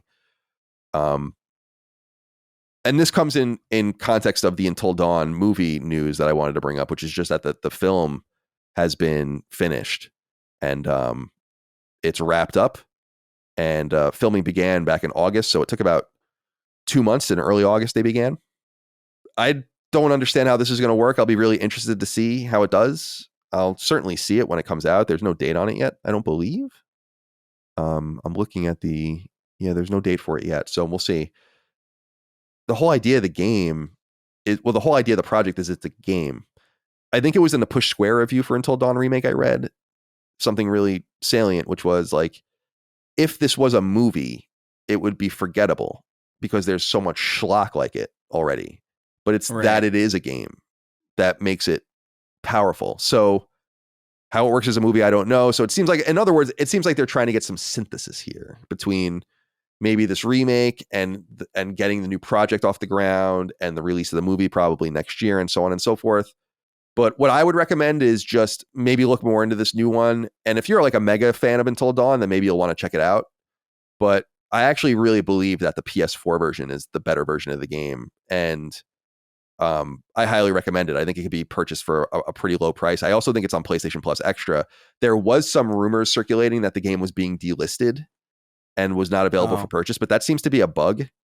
And I just don't think that they would do that, especially because they know that if this was like a 9 out of 10 or something like that, and it was just an amazing remake and there was really no need to have the old version, then maybe you could see that. But even then, why would you remove it from access from PS4 players where the game natively lives? So it'll be available for you. If you're having an Until Dawn itch, I would just go play the 2015 version personally. But we'll have more to say about this on the spoiler cast and review discussion on Sacred Symbols Plus. And other than that, I'm just playing Kinitsugami, Path of the Goddess on Portal, trying to go for the Platinum Trophy. So I'm just slowly playing it during football and hockey and all the rest. So no more to really say about that. But I really do like that game a great deal. All right, so that's what I've been playing. Chris, it's time to get into what you're playing. Brian Lonsdale wrote in and said, "Good afternoon to my favorite SS organization." Can't say that. Is Chris planning to play the new Dragon Ball Sparking Zero game? It hardly ever comes up on the show, despite being the long-awaited sequel to one of his favorite game series. I've been playing it all week, and I can confidently say it 100% lived up to the high expectations I had. They absolutely nailed the look and feel of what a modern Budokai game should be. Have a great day. Chris, take it away. Yeah, dude. Yeah, so I initially wasn't necessarily going to jump into this right away because a lot of what I loved about Budokai Tenkaichi was specifically the local play, and there is local play in Sparking Zero. It's just like very, very limited in comparison to the stuff that we're a little bit used to. But another one of these games that I'm playing kind of disappointed me a lot earlier than I thought it would. So I decided to, and I'll just jump into Dragon Ball. I need something.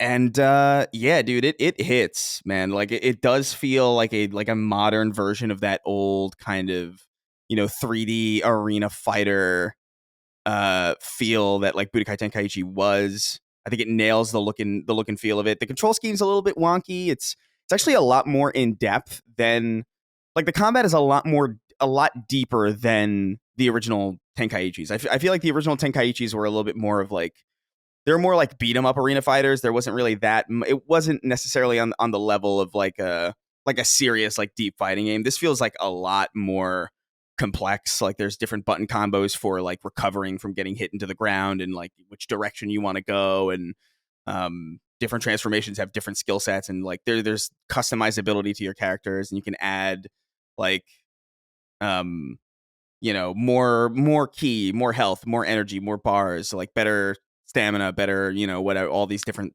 customizable modifiers, which is an old Budokai thing too, which is so nice to see again. This is a type of game that you don't really see a lot of, and not only just in Dragon Ball, but the type of game that this is. It's like a really highly customizable, not super highly competitive, but really in-depth 3D arena fighter with like this really, loving recapturing of the anime that I think is wonderful. And I think it hits mostly. I feel like this is like a wonderful game. I think it lives up to a lot of the hype. There's really only like a handful of complaints, and they are somewhat nitpicky. There is an uncanniness with this. Like the character models are like really faithful to the anime. Like they're very, very like they're cel shaded. They look like the cartoon, which is great. They look like the show. But then like some of the environments are like almost like Unreal Engine, like really high fidelity. It almost reminds me of Jump Force. Yeah. Do you remember Jump? I think it's the same. I think it's actually the same team. I'm pretty sure. I could be wrong about that. Don't quote me on that. I know jack shit about these specific developers, but that game was pretty uncanny because you had like anime characters rendered with like really, really realistic textures. Like you had like Goku, and you could see like realistic Unreal Engine human skin on him, and it was just like, ew, this is gross. This is way better than that. It looks a lot better because it's just the environments with that level of detail, which I think is inherently a little bit less uncanny. It's a lot easier to make convincing looking landscapes than it is convincing looking people. So I think it's a better use of that style. However, I do kind of wish everything looked like the characters. I kind of wish everything looked more cel shaded and a little bit more cartoony as opposed to just the characters and their effects. The single player story mode is also a little bit lacking. Like the cutscenes are kind of like slideshow-y. I personally don't give a shit about that. I'm skipping like every cutscene because I've seen this show. I don't need to see, I wonder if Goku beats Raditz. Like I know. I get it. Like I don't need to see it I don't need to see all of them. But from the ones that I was watching, just because I was like, oh, I love this moment in the anime, let me see how this plays out in the game. It is kind of like, it is a little stilted. It is a little like freeze framey, and they do like kind of like flybys of freeze frames from the show, kind of not from the show, but like recreations in the game. Mm-hmm. And so that's a little disappointing. There's like some key voiceover that's missing in some way, but at the same time, the sheer volume of this game, I think, in some ways makes it okay because there's just so many characters. Like you could play as a lot of characters from like Dragon Ball, Dragon Ball Z, Dragon Ball Super, Dragon Ball GT is even in here. There's characters like Frieza Soldier that you could like just one of Frieza's henchmen that you could play. Like there's a lot of, which is a lot of what like Tenkaichi was. It was just like, oh, you could play as this obscure guy. That's awesome. But yeah, overall I really love it. I'm trying to get through everybody's story mode because everybody has a different. You can play through like story mode as Piccolo, Vegeta, whatever, like and experience their fights. And one thing that's cool is like they have this like what if mode where like basically like a certain point in the story comes and you can make a choice. And you can choose to either go with the flow of the anime or like make a different choice and like see like how that would affect. And that's kind of cool too. Although one thing that really bothers me, this is something I noticed, is immediately when I got deep into this game, I was like, oh, I think I want to platinum this. And then there's a really easy trophy that's like edit your player card. And there's 7 options, or like there's 8 options or something. And you just have to edit each and every one of them to get the trophy. I've got 7 out of 8 of them, but I've edited all 8. Oh, and the trophy's not popping. So I'm like, no, you're not getting me again. I've been through this. You're not Alan Wake 2ing me again. No, thank you. So I'm probably not going to bother platinuming it because it seems like that trophy at the very least is glitched. Well, but if it's that I mean, what you might want to do is, first of all, they might patch it and fix it. It's probably broken for others. But you should look into that because that's probably, you're probably not the only person experiencing that. But but the other thing is, if it's that simple, then what you might want to do is just play the game, get all the other trophies, and then just send your save to the cloud, then delete the entire game off your platform, and then start a new save, and then just go and edit a character. And then maybe that's somewhat trivial. I'll think about it, but it's just like that turned me off from like I was initially chasing the platinum, and now it's more like I'll just finish what I want to finish and see what happens. And if there's like a handful because one of them is like finish 100 online matches, which I know I'm just gonna get my shit rocked that entire time because it's so funny because like the leaderboards for Sparking Zero. If you go into the leaderboards, it's all like the top 10, basically, all Mexicans and Hispanics. Like, obviously, like it's like saying Mexicano or like just these like very Spanish. It's like, dude, the Spanish could be like the Latinos and like the Mexicans. They're all over this thing.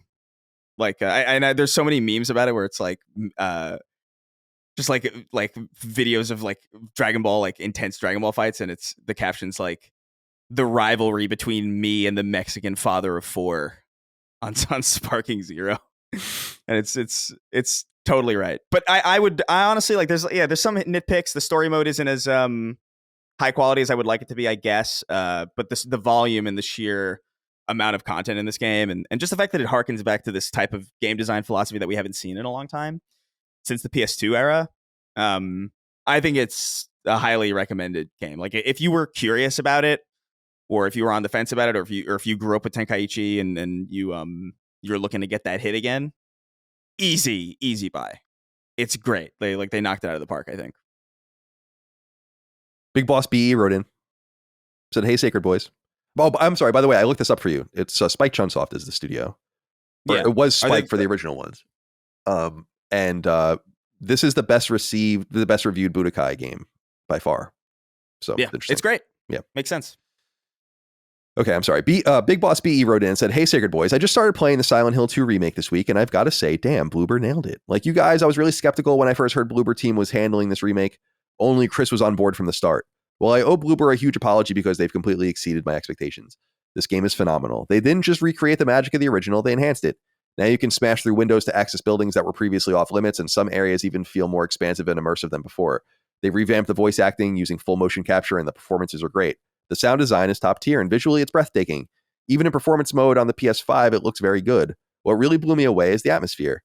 That dense fog rolling through the streets, the unsettling silence broken only by those far-off creepy noises you can never fully place. It's all there. Every location feels tense and oppressive, like something that could happen at any moment. The interiors are as dark and suffocating as you remember, pulling you deeper into the nightmare.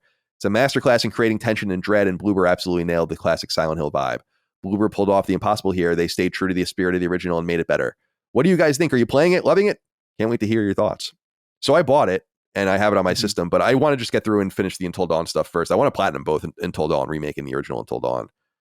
And then once I do that, I'll move on to Silent Hill, and then I'll move on to Metaphor from there. So it's going to be a little while until I get to it. But you're playing it, Chris, and so I want to hear your thoughts on Silent Hill 2 so far.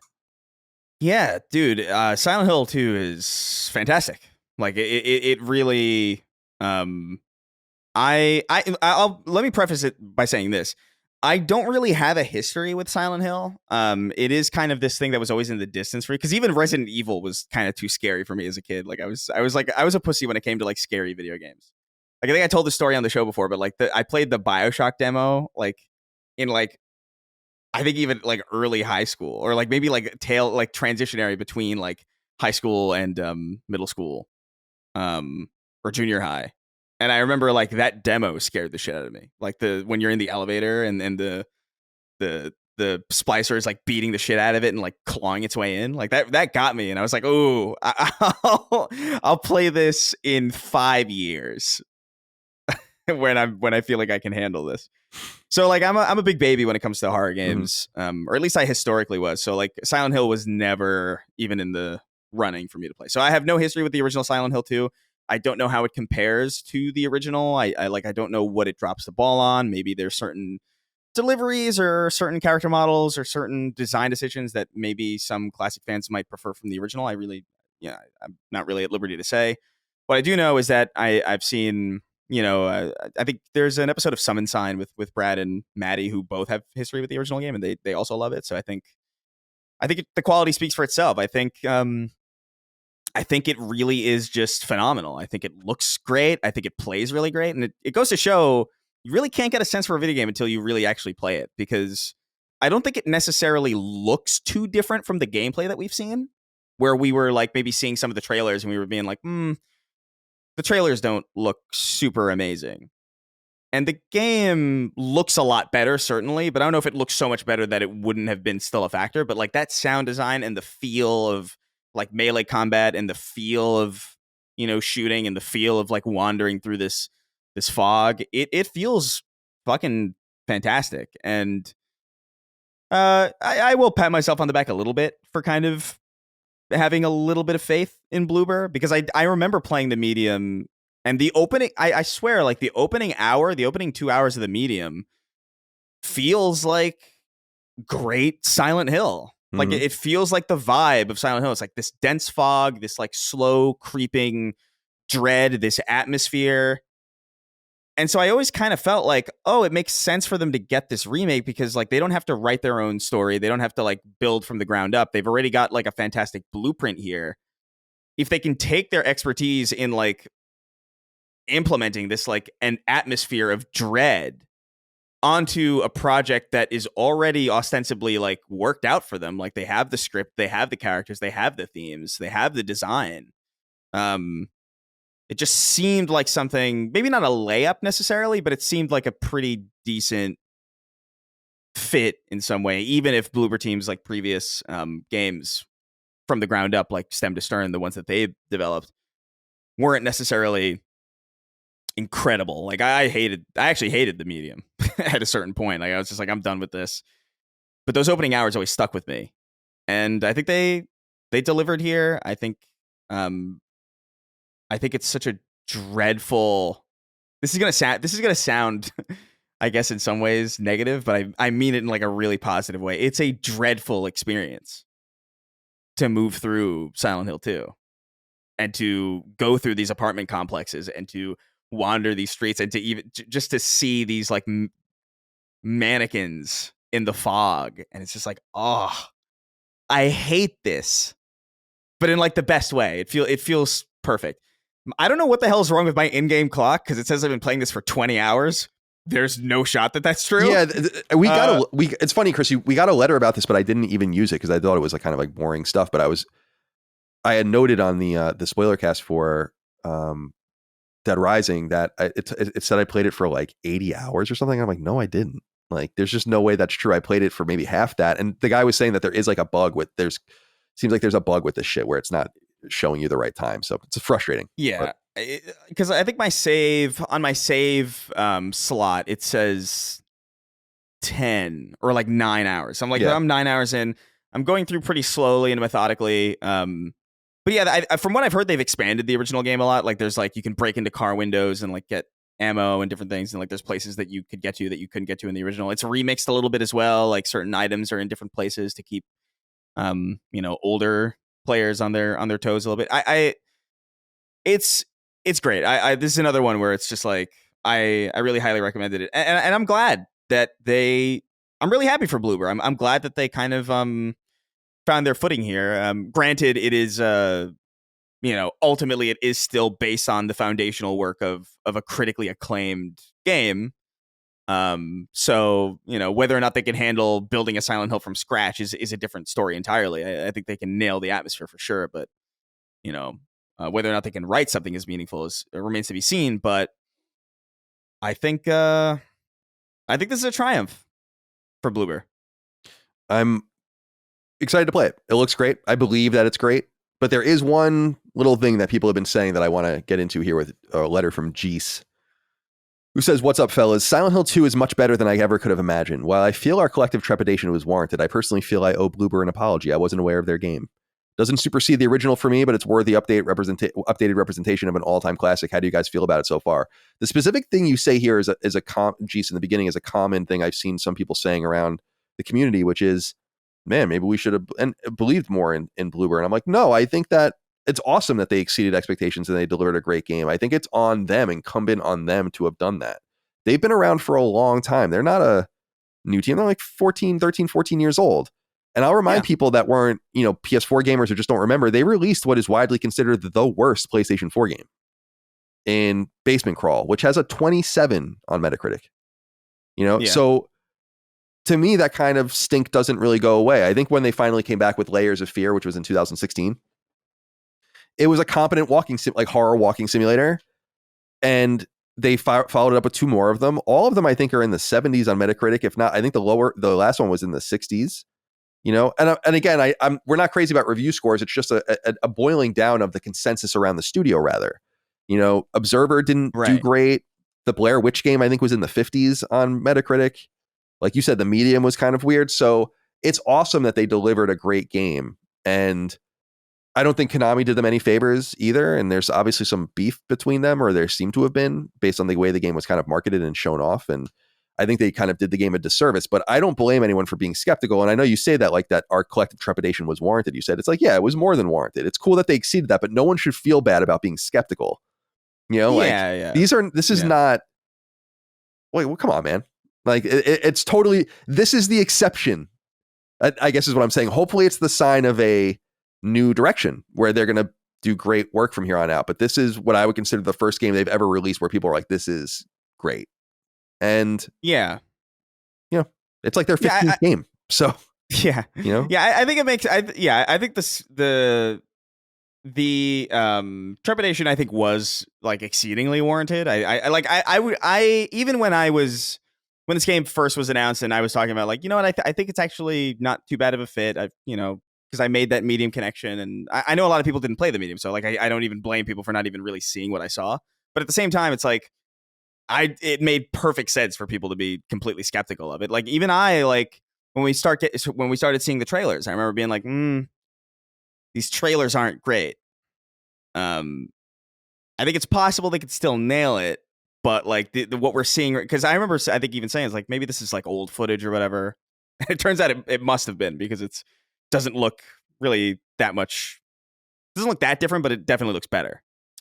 So yeah, I the whole, like, we owe Bloober an apology. Like, I get I get, like, certain sentiments maybe start authentically from, like, one person with, like, a large platform and then ultimately kind of become a meme, because that's kind of what it is. It's like, I don't think most people who say we owe Bloober an apology literally feel that way. I just think it's like a way to describe, or a way to intensify a feeling of just like, hey, congrats, like you earned it. But yeah, I don't blame anybody for being skeptical of this game. It makes perfect sense. You would be crazy not to be, quite frankly. But I do think it's great. I actually think they're in a great pocket where, again, their original stuff doesn't really hit the same, but like, I think they are experts in atmosphere. I think they're really good at that. And so if you can take this team and give them like a blueprint that is already like proven to be great, like if you put these guys on maybe even like a Silent Hill 1 remake or a Silent Hill 3 remake, I think they're perfectly at home there. I think they could really elevate those games, because they've proven themselves here. But again, like, from a ground up perspective, like, I don't know if I would be like, okay, you guys nailed Silent Hill 2 remake, now make the next Silent Hill. I don't know if I'm that confident. You know what I mean? But in a remake capacity, like, they're good shit. Yeah, I'm looking forward to it. It looks great. And I'm happy for their success. And I'm also happy for people out there that have really been looking forward to this, and I think we're nervous about it. Hopefully Konami continues to find good partners, and hopefully this continues with Metal Gear Solid Delta later this year, where we're getting some really quality stuff from Konami again, even though it's kind of playing around with some old games, and you go from there. But I'm super looking forward to playing it. Hopefully, let me see. I probably won't get to it till early next week, but it'll be good. It'll be waiting there when I finally arrive. Yeah. Yeah. And yeah, so it says finally you're playing Dead Rising Digital Deluxe Remaster. Yeah. So this was I feel a little bit crazy about this one because I remember playing the original Dead Rising, not super deeply, but I remember being impressed by it, and I remember liking it from a sandbox perspective. And I remember like, ooh, like I like picking up random objects around the mall and beating zombies to death with this. It's satisfying and it's cool and it's weird and it's quirky and bizarre and it's got a unique feel to it. The photographer angle is fun, and even just the little sound effects of like whenever you like rescue people or like everything about it, I remember really liking. And then I'm playing the remaster and I'm having a good time with it. And then something happens. Something happened to me while I was playing this game where like a switch flipped almost instantly. Where in the moment, I don't know if I feel this way holistically yet, but in the moment I thought, "Oh, I hate this game." I don't know if that necessarily persists to today because I haven't touched it since. This was the game that I was like, I'm going to buy Dragon Ball because like right now this is not vibing with me. And it's because the game kind of committed a really irritating sin in my eyes where like it kind of broke the rules of the world to the point where like I don't know what anything is anymore. And what happened to me was like there's a boss fight pretty early on where you have to fight these 3 prisoners in like a car, or like some Jeep with there's like a turret on the back, and it happens in this like courtyard, this open courtyard. And I'm like weirdly like with these games, I'm like, oh, I really want to get as many of the survivors safe as possible. Like something about like when you put like something like that in a game where like you have to escort the survivors to safety. Like I don't know what it is, but like I was even like this with Halo with the Marines, where I would like sometimes I would try to save them. Where I was just like, I need to save as many of these as possible. And they would follow me into this boss fight and then they would die immediately because the AI is like really stupid. And so I'm like, oh, okay, well, fuck. They're dying. So I reload, or I die and I reset. And I was like, okay, I'm going to put you guys in this food court in the mall, like just outside of the boss fight. Like you guys stay here. There's no zombies here. You'll remain safe. And then I can go deal with these bosses myself. And so I go out. I leave them there, and I'm fighting the bosses. I kill 2 of them, and then I notice that, you know, oh, my survivor's health is going down. Fuck, I gotta go back and like help him out, and give him wine or whatever, because wine heals them like crazy, which is fucking hilarious.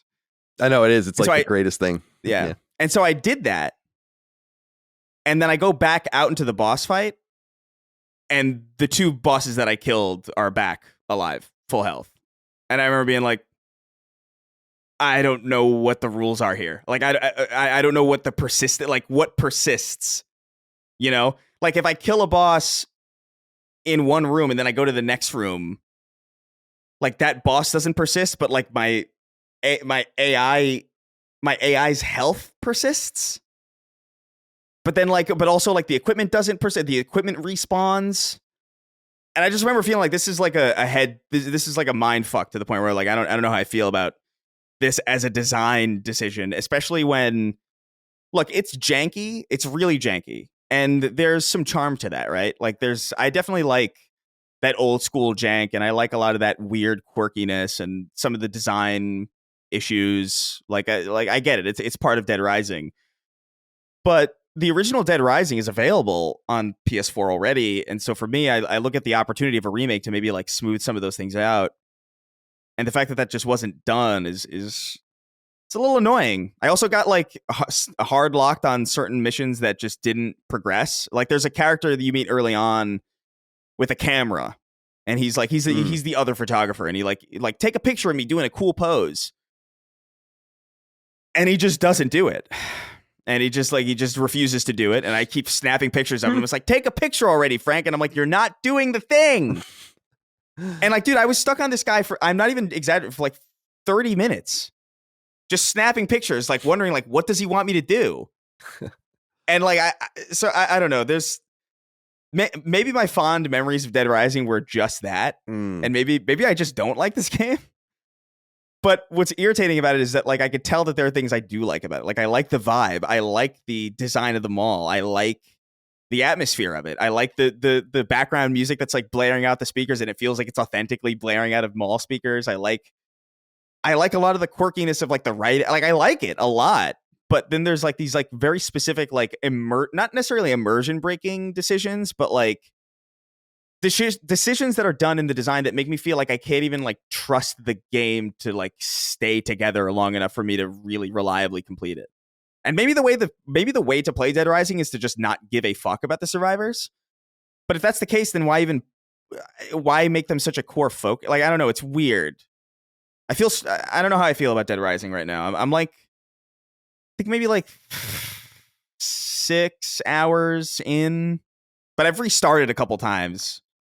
So I don't even really know. It's more mixed than for me than I was hoping it would be, but it's not a total mess. But there's definitely, I wish they ironed out a lot of these quirks. To be fair, yeah, I think the game, in my opinion, I really liked it. I think the game is more playable. It's a little more forgiving with just constant auto saves, and it makes it much easier. But the auto saves are great. Yeah. But I do think the game,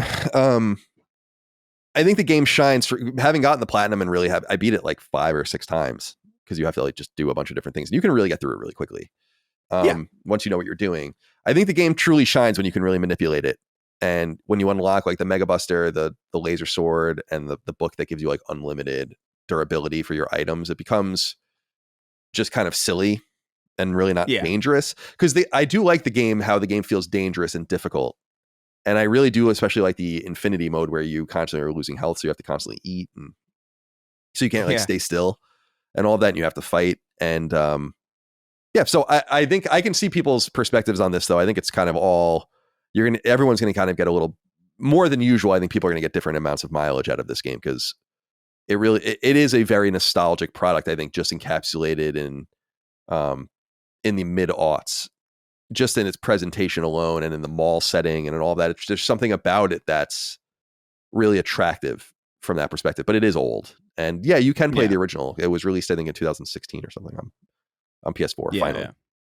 Yeah, it's cool. It's just like that weird, like I just couldn't tell what the rules were there. Like, okay, like the boss respawns, but like the health like what I couldn't tell like what persisted from one screen to the other, and that like kind of broke my trust in the game to like even like, what do I even pay attention to in this game if nothing seems to be consistent in that way? And if like missions could just break, I don't know. It is a little bit buggy, and I do think it's kind of like your experience might differ because it is so buggy. It kind of reminds me of like not to the same degree obviously, but it reminds me a little bit of Cyberpunk 2077 when that first came out, and I played it and I had no issues at all, and then certain people were like, "This is fucked." Like, I think I happened to like maybe get like the most fucked first run of Dead Rising possible, but we're like I think literally like most of the missions that I was engaging with, like the AI just didn't move, or like I had like some weird issue like the photo thing, or I don't know. It's strange. I'll probably come back to it though because I do like that vibe a lot. I dig it. I just wish it was a little bit more ironed out. It's cool going around the mall and just looking at it as a mall. It's very it's unreasonably big. Yeah, and it's very detailed. Like it's cool. Like there's a lot of just thought into it. It feels so familiar. Because I think, as I've said many times, I'm into like dying and dead mall content, like and dying commerce content on YouTube. It's just fun to. It's not fun. It's actually somewhat depressing, but to look at these people walk through these malls that are just decimated and like will never come back, and it's just. There will eventually be people that really never experienced it the way it was universally. There's still big, thriving malls, but you got to be in very specific places. And it used to be such a common thing. Going to the local mall, wherever you were, was usually like a really robust experience. I was sad to hear that the mall I used to love in New Hampshire when I lived up there, Fox Run Mall, is like apparently one of these dying malls now. And it's like, that's so unthinkable, man. But it's been, I don't know, 25, 27 years since I've been there. I'm sure many things have have changed over time. Yeah. All right, Chris, it's time to get into the news. We have 4 items this week that I wrote out. Nothing too big to get into, but things worth exploring and putting on the record nonetheless. We'll start with number 1. Back in early October of 2014, publisher SEGA released a survival horror game on PlayStation 4 and PlayStation 3 called Alien Isolation. Developed by Creative Assembly, the SEGA-owned studio best known for its long-running RTS franchise Total War, Alien Isolation was a truly different kind of game for the team, a first-person stealth-driven game set within the Alien franchise a mere 15 years after the first Alien film from 1979. Receiving largely positive reviews upon release, Alien Isolation went on to sell roughly 2 million copies in its first 6 months on the market. SEGA has never since revealed its sales figures, though the game has increasingly found a larger and more vocal audience over the years, which brings us to today's news. A sequel to Isolation is officially in development at Creative Assembly. Word comes by way of a post on the game's dormant social media feeds, and after celebrating the game's long-term success over the last decade and recounting some memorable moments from it, the post says the following in part, quote, "On the 10th anniversary, it seems only fitting to let you know that we have heard your distress calls loud and clear. Today, we're delighted to confirm on behalf of the team that a sequel to Alien Isolation is in early development. We look forward to sharing more details with you when we're ready," end quote. The post was written by Al Hope, or Alistair Hope, a 28-year veteran of Creative Assembly who started as an artist working his way up to art director and then to creative director, with creative director credits on both the original Alien Isolation as well as 2017's Halo Wars 2. Alien has already had video game adaptations going back to 1982's Atari 2600 game, and indeed, Alien games are still regularly released today, with Cold Iron's 2021 third-person shooter Alien Fireteam Elite on PS4 and PS5, and Tindalos's 2023 RTS Aliens Dark Descent as recent examples. And of course, some games aren't particularly well-liked, such as Gearbox's controversial and poorly received 2013 shooter Aliens Colonial Marines. But Isolation is decidedly beloved by a large core audience, and they'll be glad they're getting more many years after pleading for a sequel began. Brendan wrote into us on Patreon, like you can, and says, "Well, Sacred Guys, it's finally happening. Creative Assembly has announced the sequel to Alien Isolation on the 10th anniversary of the game's release. I, for one, could not be more excited. Have you guys played the game? And if not, will you before the sequel comes out? Maybe a spoiler cast. Thanks for all the content and hope Dustin has a great trip." I have not played Alien Isolation. My only real memory of this game is, and it still continues to this day, is Ryan McCaffrey giving the game a bad score when I was at IGN, and like him still getting heat for that today. I think he gave it a 5.9 or something like that. Yeah. I've always been intrigued by it. I'm pretty sure I own it. I don't know if it was on PS Plus at some point and I got it that way, or if I bought it on sale or something, or maybe I even got a code at the time. I don't remember, but so I own it and I'll play it at some point. I'm so behind on Alien lore at this point that I feel like I almost need to just begin again at the beginning. And I'm not trying to get into like the fucking comic books and shit like that, but like the core. Yeah, no. And what's interesting about this is a core piece of Alien lore, so it is actually worth knowing. But have you played this game, and if so, how do you feel about it? I played a little bit. Like, this is one of those. This is in that weird in between things where it's like I definitely played a little bit of this game, but it was on like a friend's PS4 when I was like moving around a lot. It was like early when I moved to California, or maybe even a little bit before that. So like I have a little bit of experience with it, but like not enough to say that I've played it, but enough to say that I really liked what was there. And then eventually, like I just kind of forgot.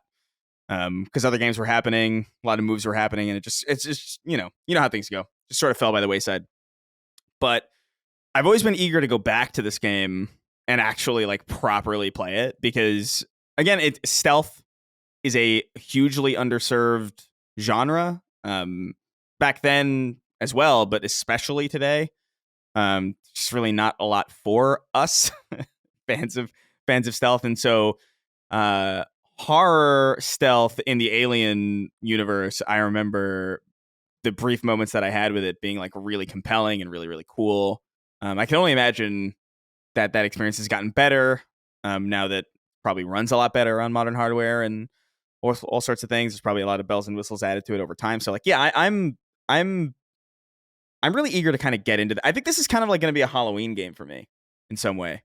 Because I would imagine by then I'll be done with Silent Hill 2 and Dead Rising and a lot of stuff that I'm working on now. I do want to finish Space Marine, because that was another one where like I started that just before I flew out.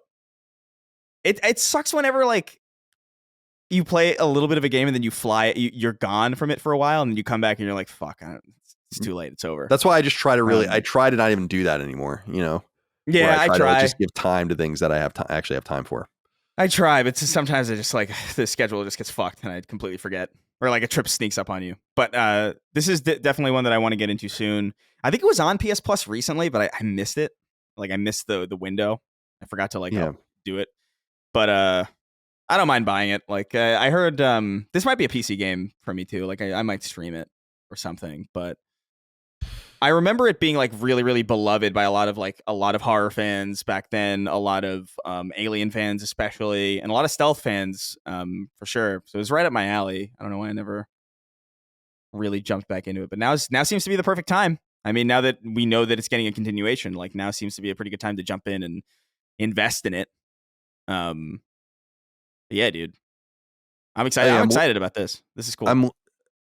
I'm looking forward to it too. It's early in development. It's going to be years from now, but just to look it up to make sure people have the right information. It was Aliens Fireteam Elite that was on PlayStation Plus, and it was on PlayStation Plus November of 2023. According to the PlayStation fandom wiki for PlayStation Plus games, which is a complete list all the way back to 2010, Alien Isolation has never been on it. So really? So I must own it. Maybe I'm thinking I don't know. Maybe I'm thinking of Game Pass because I remember seeing it available for something and then being like, oh, I'll do that, and then the next day it was off, and I was like, fuck. Yeah, I thought it was on here too, but yeah, searching for Alien, it just brings up Super Mutant Alien Assault and a few other zombie Alien Megadeath and all those kinds of games. So, all right, so we'll keep an eye out for that. Big news. People are really excited about that. It's exciting. Number 2, less exciting news. In a sad development, it appears all vestiges of Little Big Planet. Oh, you know what? I've not been taking footnotes, so I should probably do this here. Okay, there we go. In a sad development, it appears all vestiges of Little Big Planet apart from the PS5 launch game Sackboy: A Big Adventure are officially going away on the PSN. A post to the official social media feeds for the Little Big Planet series noted that Little Big Planet 3, launched on PS3 and PS4 back in 2014 via external team Sumo Digital, would be permanently going offline beginning October 31st later this month. On that date, the core game will be removed from the PlayStation Store along with all remaining Little Big Planet DLC. It's important to note that if you have a digital version already purchased, you'll be able to play after October 31st, and you'll have until that date to buy your own copy if you'd like. Physical copies will also naturally be unaffected. As the posting notes in part, quote, "This is a friendly heads up that if anyone in the community or any newcomers still wish to own a digital copy of Little Big Planet 3 or any Little Big Planet DLC currently available for purchase, this is your last chance to do so," end quote. And yes, crucially, if you acquired LBP3 via PlayStation Plus back in February of 2017, your copy is good to go too. Now, this news hasn't happened in isolation, and those who have listened to Sacred Symbols for a long time know that we've covered Little Big Planet's slow erosion over the years. But before our show even started, the closures and shutdowns began. In 2015, servers were shut down for Media Molecule's 2009 PSP port of Little Big Planet, as was 2012's Little Big Planet carding from now defunct United Front Games. Fast forward 6 years to 2021, and you'll remember that we reported the unusual and long-term server problems all remaining Little Big Planet games were having at this time, leading that year to the permanent closure of basically all legacy game servers, 2008's Little Big Planet and 2011's Little Big Planet 2 on PS3, the 2012 Vita iteration from Double 11, and even the PS3 version of 2014's Little Big Planet 3, leaving only the PS4 version of Little Big Planet 3 up running and alive at all. Backwards compatibility with stages and DLC allowed the community to stagger on, but after multiple server outages and other problems earlier this year, it seems that Sony is pulling the plug entirely on the user-generated content and platforming eras of Little Big Planet, which frankly seems like a somewhat dead franchise at this point anyway. As noted earlier, the only remaining active vestiges of the franchise lie in Sumo Digital's Sackboy: A Big Adventure, which came to PS4 and PS5 in 2020. And as for Little Big Planet's original studio, Sony-owned Media Molecule, they haven't released an original console game in 13 years. Their latest release, 2020's Dreams, was a creation engine more than a game and withered away and boxed back up in 2023. The studio currently employs nearly 150 people, and they're working on something mysterious and unannounced that is almost certainly a brand new IP and not something that's old. Alex wrote in and said, "Hello, CCD. I was wondering if I could get your thoughts on the recent decision that Sony made recently, double recent, regarding the decision to finally pull down Little Big Planet 3 and all of its DLC from the PlayStation Store on October 31st. With over a decade of player-made content just suddenly vanishing into thin air from a Sony first-party title, it's disheartening to know all that work is just like tears in the rain. I know that you three have different views on preservation, but I think this is a case that should cause all of us to recalibrate. Does this erasure change your viewpoints on the subject? Thanks as always for all the great content and cheers from the Midwest." What do you think of this? Any thoughts on the Little Big Planet 3 getting not only shut down servers but delisted on October 31st? Delisted feels strange to me. I understand the server's not lasting forever. I understand the user-generated stuff kind of maybe losing a home. Like that makes perfect sense to me. I don't expect that online games with community-driven features like that that all aspects of them will last forever. But I do think delisting it seems like that seems like a strange step to me. I don't really understand the logic behind it, because is that game just like straight up not playable without the user generated content? Is that something? I don't like. I think there is a campaign. I mean, the original 2 had like some sort of campaign, but it might just be that they don't want to deal with selling and having available a game that is clearly not what it was intended to be, and having problems from that point of view, which is why I think they're giving people an opportunity to buy it as opposed to just delisting it. Right. And I said, you will have as long as you own it or got it on PS Plus, you will be able to download and play it. So it'll be functional in some way. Yeah. Yeah. I don't know. I've lived through a couple of these types of things. Like, I think I remember when the original, when Halo 2 went offline, there was a lot of stuff that was like kind of missing. I just think this is like part of online games, or like games that heavily rely on, online content. It's like, yeah, eventually parts of them are going to go away, and they're ephemeral. I think that's kind of what makes online games special in that way. Like, you kind of really had to be there. You can't just come to it late. And that seems to be this. I missed out on Little Big Planet kind of entirely. Like, I played a little bit of it on friends' PlayStation 3s back in the day, and I thought it was cute. I liked the whole Stephen Fry kind of quirkiness to it. But it was never like it was never like this big like PlayStation thing to me. Like, it was associated with PlayStation around the time of the PS3 because it was their big kind of like mascot, I guess, but it never really hit with me in the same way that I think it hit with a lot of other people. So I feel bad for the community, I guess, or whatever vestiges of that community still exists. But what's that phrase? Smile because it happened, or whatever. Oh yeah. How wistful. Yeah. Yeah, it's sad. Does so we were asked in the letter here from Alex that does this change my either of our viewpoints on the subject of game preservation and all the rest? And it's like, no. I mean,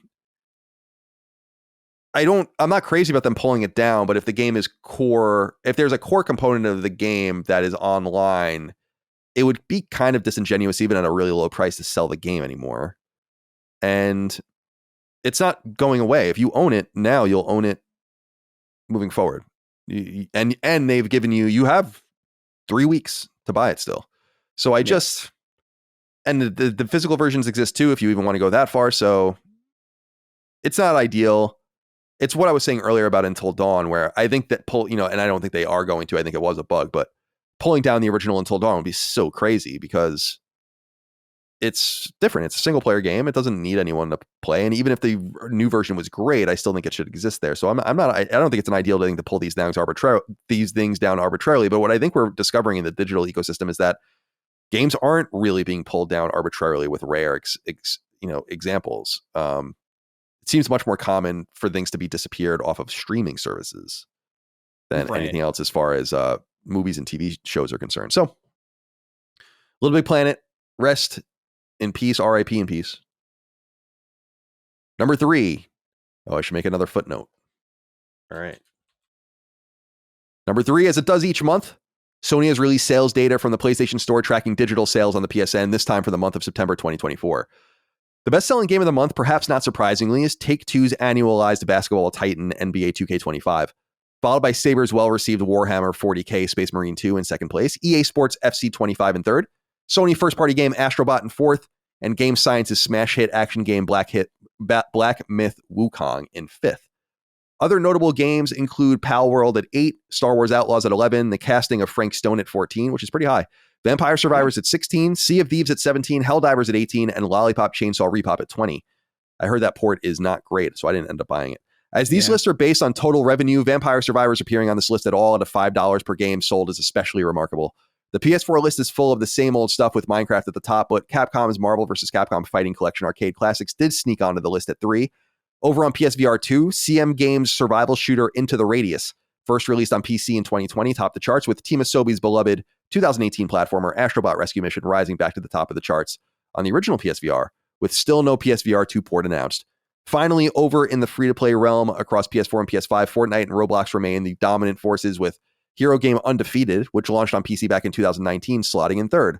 Valorant and Call of Duty Warzone make up 4 and 5.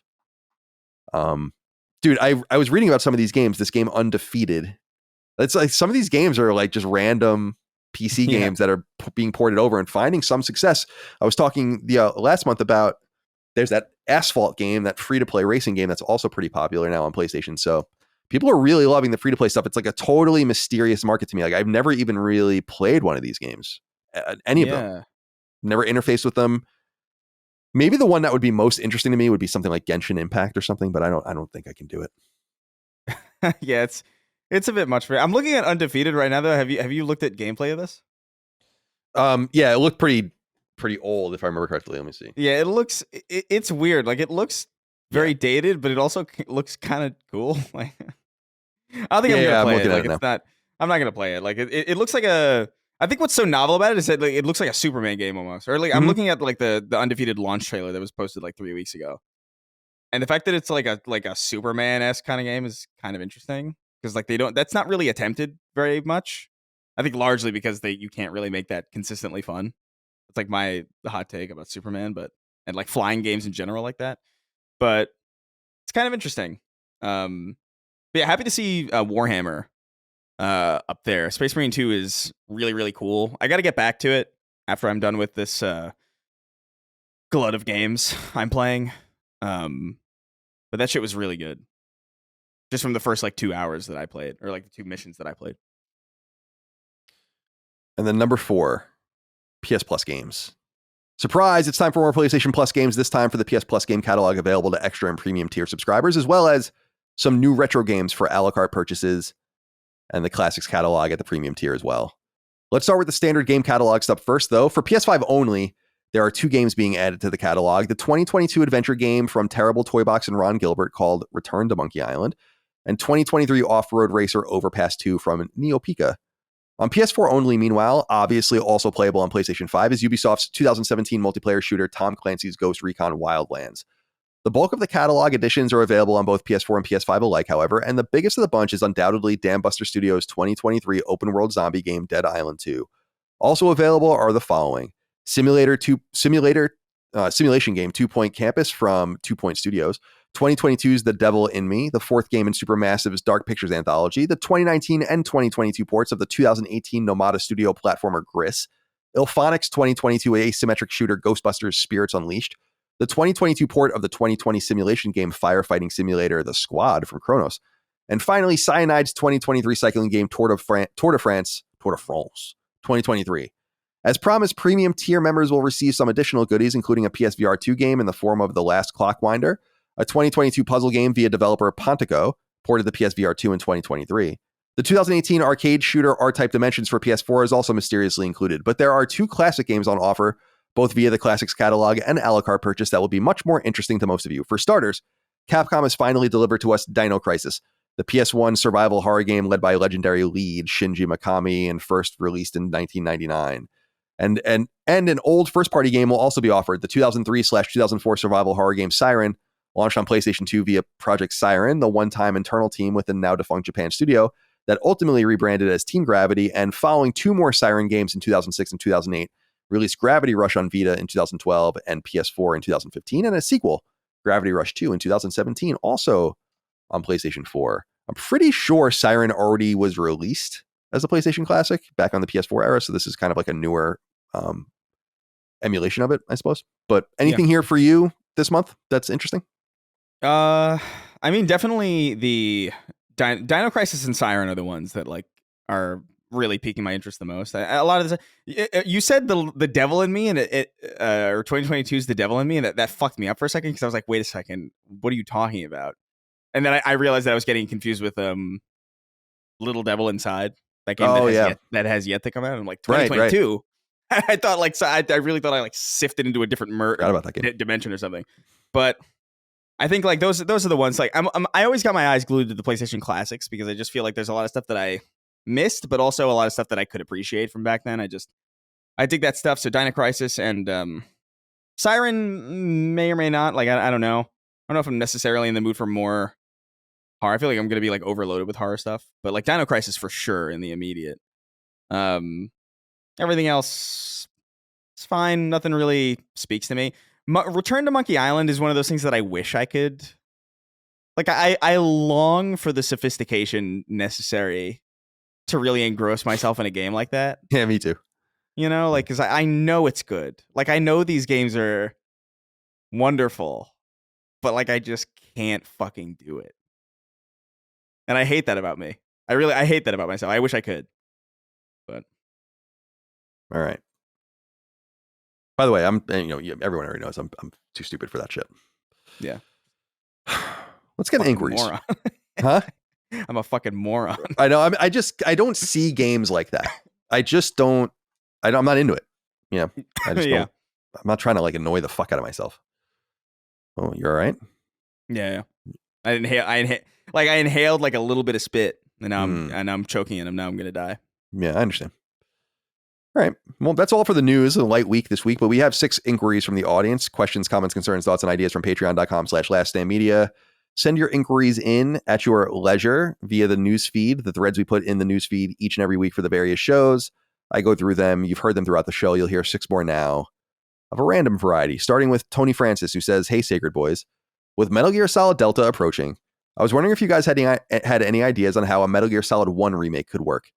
With the original 1998 game breaking the fourth wall using the technology of the time, I think this would be a great opportunity to expand on that idea. What do you guys think? Thanks and keep up the great work." To me, it's funny, man, because it has my hesitance on being okay with a Metal Gear Solid remake, although I think we'll eventually get one, which is fine. But it has nothing to do with like the weird Psycho Mantis stuff and all the rest. It's that the game has to be totally re-represented. And it's going to have to be re-represented without the most important component of making sure it reads. The one thing that they've been saying about Metal Gear Solid Delta is that it's very true, as far as I understand, to the original. They've made some key changes as far as control schemes and all the rest, but it's a pound for pound remake of the game from the late PlayStation 2 era that is representative of what a modern game could be, just not graphically. And Metal Gear Solid 1 is just, it requires too much interpretation. And I don't know that I'm comfortable with that being done without Kojima, but maybe I'm worrying too much. And if Konami's, success with, producing Silent Hill 2 is any indication, then, we should feel pretty good about Metal Gear Solid Delta. And then maybe we should thus feel pretty good about a MGS1 remake. But I know a lot of people focus on, how are you going to do the weird controller shit and all that? It's like, that's the least of our concerns. And I think we've talked about how they have gotten around that in other ports. But it's more about, just like taking a game from 1998 in that very early polygonal PS1 style and asking a team to put it through a modern lens is a lot. And it's not that it's undoable. I just don't know if they're going to make the best decisions and so on. So that's how I feel about that. Where are you on this? Yeah, I mean, I totally understand that. That makes a lot of sense. I think like Metal Gear Solid 1 is kind of a blind spot for me. It's the one that I haven't played fully. And it really is just because there is just this barrier of I love PS1. I love the PS1 jank. I love the PS1 look. But there is something about the original Metal Gear Solid that is kind of rough today. Like it is somewhat impenetrable if you don't already have experience with it. And so and to be fair, like a lot of the recent ports that we got for it were pretty bad. Like I think the most recent port that I tried for it was the one on do you remember the PlayStation Classic? Mm-hmm. And I tried that, and it was running at like a weird. It was all fucked up. Like it was just like it did not work. I think they used the PAL version or something, like some weird thing. Right, that's right. Yeah, right. With that port, and didn't look very good. They didn't really up-res it that well. Didn't run very well.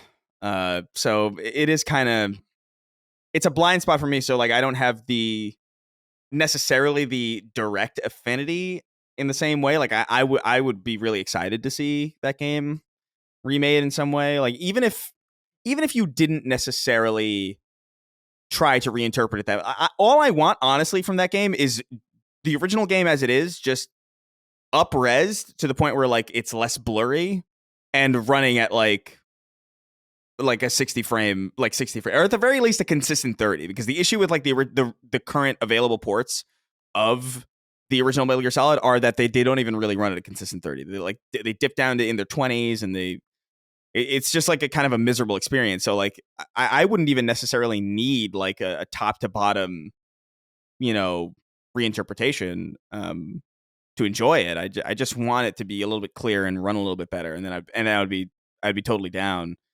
But how do you feel about Twin Snakes? Like the GameCube version? Yeah, I like it, but a lot of people, Silicon Knights, a lot of people don't like it. I actually really do like it, and maybe, but that would be a really controversial, hopping off point. But I mean, it is true that that's a good point in the sense that it's kind of already been represented through, at least with Kojima's knowledge, through a more modern lens. And that's such a random release. I think a lot of people forget that game even exists. I remember very clearly getting it and being amped about it and being confused that it was on GameCube, but happy nonetheless because I love GameCube. So I don't know. I would love to. I mean, the original Metal Gear Solid is such a wonderful game, and it is something that is begging to be remade. But what I would really love to see is for just everyone to kind of get over it, and for Kojima to do it. Yeah. And I just don't think that that's going to happen because I really don't think Kojima's very wealthy and well supported and has lots of benefactors, and Konami I don't think can even really compete with them at this point because there's no amount of money you're going to throw at them to be like, oh, we'll give you Metal Gear back or something. It's like, well, I already own a studio and have all these projects going with all the first parties and doing something with Sony Pictures now and all that. We're kind of beyond this. You kind of fucked up. And I'd always love to just know a little bit more about what happened there. It's still a pretty well guarded secret with some rare exceptions. Tony, thank you for writing in. MGS1, shout out to MGS1. It is available in that Metal Gear Volume 1 collection, right?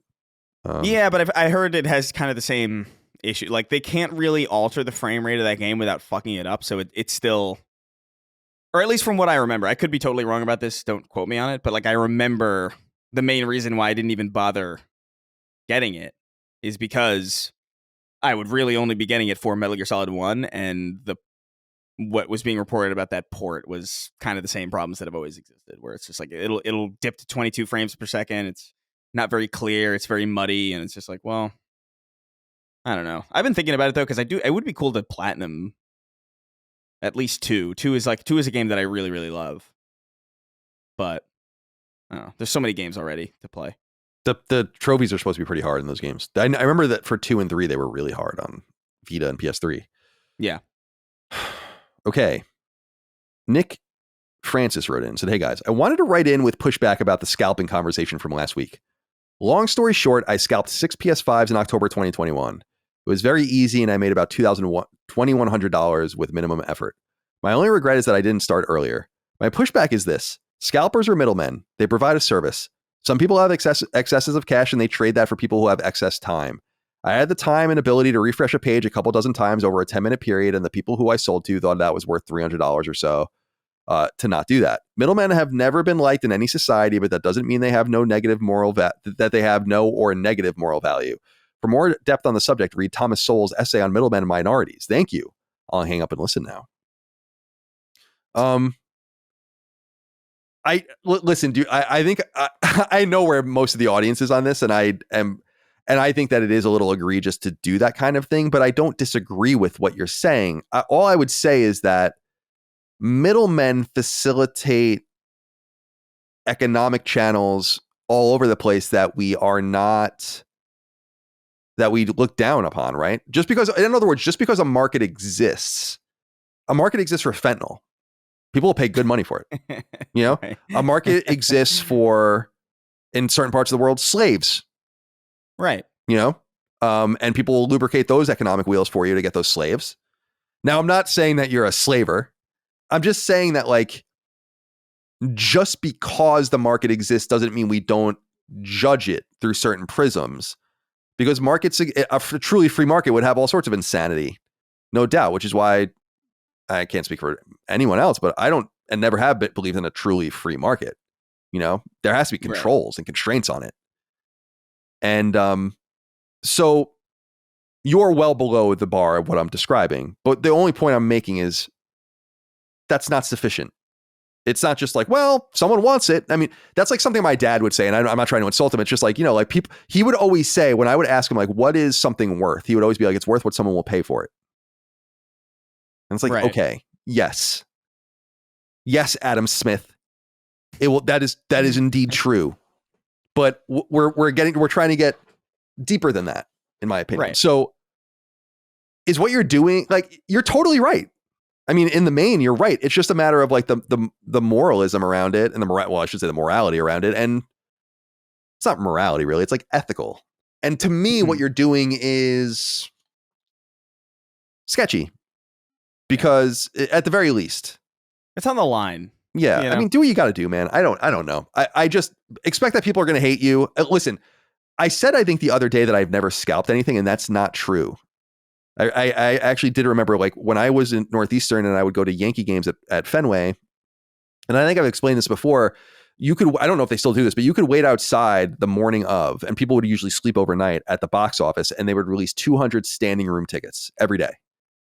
So like, and they were, I think, $20 each or something like that. So you would sleep there, you could buy up to 2.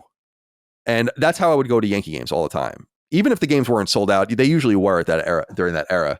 But it's like, this is a cheap way. And what I would often do is I would take one ticket and then I would sell the other ticket for 2 or 3 times more to one of the other people there, because they would in turn sell it for even more than that to someone else. And yeah, I did do the work. I literally slept on the sidewalk listening to Limp Bizkit and with a comforter over me, like a homeless person,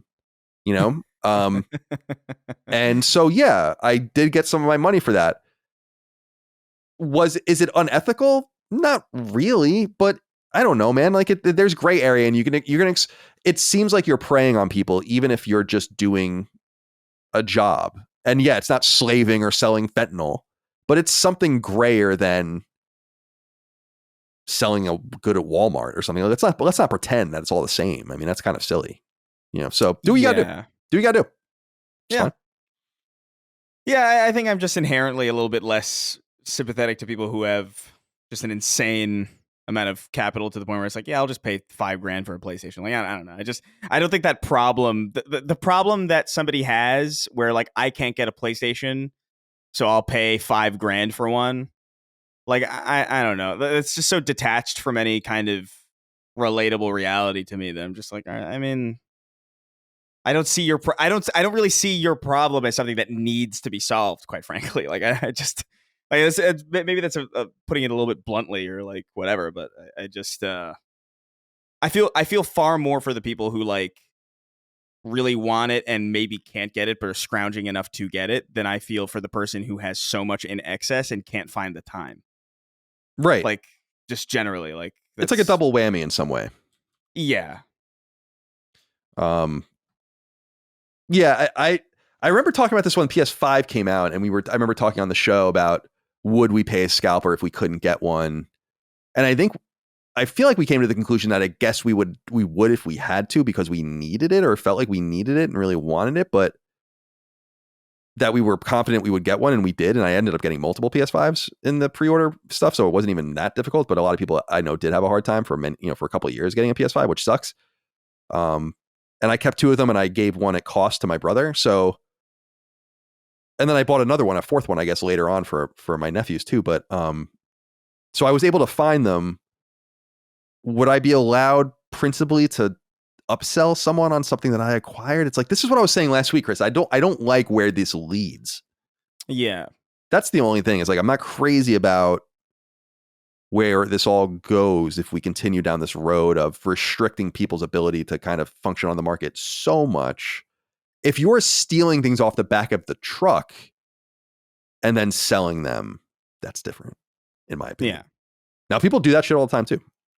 That's true. And I've known people that have bought stolen things, no doubt, but I've never even really been offered anything like that. You just find out from people. It's like, yeah, New York, it kind of happens, and in Boston, it's like, oh yeah, I knew a guy had like 6 CD play, or whatever it was back in the day. It's like 6 CD players, and it's like, oh, okay, yeah. Wonder where those came from. Kind of situation. So, yeah, the economy is so interesting because there's going to be demand. I agree with you that it gets gratuitous at some point, and I principally, though we could both afford to pay a premium for these things, I just wouldn't. It's the same thing with Silent Hill 2. Now, I didn't have time to play it. early, but it was one of those games that had a 2-day early access thing for pre-ordering it Mhm. and for getting the 10, paying the $10 upcharge. And it's like, I'm just not doing it. Just not going to do it. You're going to get me one day. I'm going to get got, but not this time. Okay. Cedric S wrote in and said, "Hey all, let me just cut to the chase. Can we give Assassin's Creed Shadows a bit of slack? Fans have been asking for an Assassin's Creed game set in Japan for years, and now we finally have it. Problem is, Sucker Punch beat Ubisoft to the punch with Ghost of Tsushima, no pun intended. That game was hailed as one of the best Assassin's Creed style experiences in recent memory, and to some, the best Assassin's Creed game ever. If Ubisoft had made Shadows a typical AC game, the internet would have immediately labeled it Ghost of Tsushima. By shaking things up with two protagonists, one being a black samurai and the other an assassin, I think Ubisoft made a smart move to differentiate the game and avoid direct comparisons to Ghost of Tsushima. Notice the conversation hasn't been about comparing Shadows to Tsushima. It's all about the inclusion of a black samurai. Thanks, and I'll take my response off the air." What do you think of this, Chris? Yeah, I mean, I somewhat agree. I look, I think this is kind of like a Bloober Team situation where it's like, look, Ubisoft has really not done much to quell any concerns about their ability to deliver product. You know, like Star Wars Outlaws was kind of a mess. Skull and Bones was a mess. Beyond Good and Evil is kind of in limbo. Like, and not to say that they never hit or that they never make something good. Obviously, that's not true. But it's been a while since they've been on a consistent on a streak. You know, it's been a while since Child of Light, Valiant Hearts, Far Cry 3. You know what I mean? It's been a minute. And so I think the skepticism is warranted. I think people are rightfully a little bit wary about what a new Assassin's Creed game could feel like, given how many directions they've gone, even in just the last 5 years. Obviously, with the bloated Odyssey and Origins style Assassin's Creed games that a lot of people love and a lot of old time fans kind of can't stand, to even Mirage, which was, you know, a more classic style game that didn't really hit in the way that even a lot of classic fans wanted. So, like, I think there's reason to be skeptical. However, I would agree that from what I've seen of Assassin's Creed Shadows, it does look like the most compelling Assassin's Creed game I've seen in a long time. It doesn't seem like it's bloated like an Origins. It seems like there's a lot more thought put into it than a Mirage. The two playable protagonists, I think, is like experimental in a way that I haven't seen from an Assassin's Creed studio in a long time. I think the fact that they're using a lot of stealth, or they're using a lot more stealth mechanics than they usually do, with like the Shinobi aspect of it, and, you know, taking the lights out, borrowing a little bit from Splinter Cell in that regard. Like, I think there is a compelling thing there for sure. And I think I'll probably give it a shot. I'll definitely wait for reviews, because I mean, there's just, again, there is so much to play right now, which is a direct contradiction to a lot of where are the games? Oh, where are my video games on PlayStation? I'm playing 5 games right now, and I'm fucking losing my mind. Where's Naughty Dog? There's nothing to play. So I don't know. I'll wait for reviews and see how. I think if it. Look, obviously, we talk a lot about on this show sometimes about like how like review scores don't matter, and or like they're not necessarily like of the utmost importance. And I would agree that they're not like the whole picture, but they are a part of the picture. And so I think if Assassin's Creed Shadows generally is received like in like the mid to low 80s, I think I'll give it a shot. You know, I think that's kind of. And even honestly, high 70s, I think might be enough for me, because I do think certain franchises are treated a little bit worse than like you almost have to. They're almost like graded on a curve in some way. So I think that might be true for this. Like, I don't know. I think I just have to wait and see. But I will say what I'm seeing from Assassin's Creed Shadows is the most compelling Assassin's Creed has looked to me in a long time. But it's been a long time since I've cared about an Assassin's Creed. Obviously, Ghost of Tsushima is fresh on everybody's mind. It's being pushed into a release window that would theoretically put it alongside Ghost of Tsushima. That can't be amazing for comparative purposes. But yeah, I kind of agree. Like, I think people are being a little harsh on it, when I feel like it's actually one of the better looking things that Ubisoft have shown in kind of a long time. So I don't know. Yeah, I think I have no love for Assassin's Creed. It's not that I have any hate for it. It's just not a series I play. So I don't care about it really one way or the other. I am interested in the conversation around it. I do think it's a fairly obvious observation to make that it is some sort of so-called virtue signal to make the protagonist who they made them. That was a choice. You have to deal with that choice. That's fine. It's your choice to do whatever you want. I mean, and then we'll see how it all goes. So I have no problem with the creative stuff. It's like, I think it's weird, but okay, it's not for me. I think the bigger thing is that and we said this earlier about Ubi, and we're going to talk much deeper about them on Sacred Symbols Plus next week. Like I said, is I actually like Ubisoft, and like I said, I'm an especially big fan of Far Cry, as people know, and also some of the Tom Clancy stuff over the years. And I think that they have the potential to do great things, and I don't think that they really make bad or even mediocre games. The real question with Assassin's Creed is whether it's worn out its welcome. Right. And what they've already experienced with the soft sales of Avatar and the soft sales of Star Wars is like a lot of things are wearing out their welcome. It's timing, man. And God, I saw someone say like Star Wars Outlaws 5 years ago would have fucking cleaned up. And it's like, yeah, definitely. Oh, for sure. Yeah. You know, like I would have played it 5 years ago. 5 years ago, 2019, I would have played it probably. You know, yeah. I played Star Wars, the Star Wars game. What was that? Star Wars Jedi Fallen Order that year. So yeah, it's all a timing thing, and that just sucks. Avatar, I don't know if that ever had a prayer really, and it came out in December, which was maybe a mistake for that particular game. But I think people do need to cut it some slack. Yeah, I'd actually say I cut it a little slack, because regardless of the controversy around the protagonists and the meaning behind including these protagonists and what you're trying to say, and all the offense and faux offense and all of the stuff lost between language barriers and what's being said in Japan, and you know, it's all interesting, but I think the game's probably going to be pretty good. Now, they did delay it, and that's worth noting. They're probably not confident in it, but I don't know if it's because of what it is. I think they're probably facing a crisis of confidence across the board there, and realize like it's not going to get canceled. Like we gotta sharpen this thing up and make sure it's like great. Like, we can't have any excuses. If the game doesn't do well, it can't be because of us. We have to know. You know? Yeah. My read on the situation was that like Star Wars Outlaws was underbaked, and I think Star Wars Outlaws is probably a fine game. Honestly, like I think it's probably.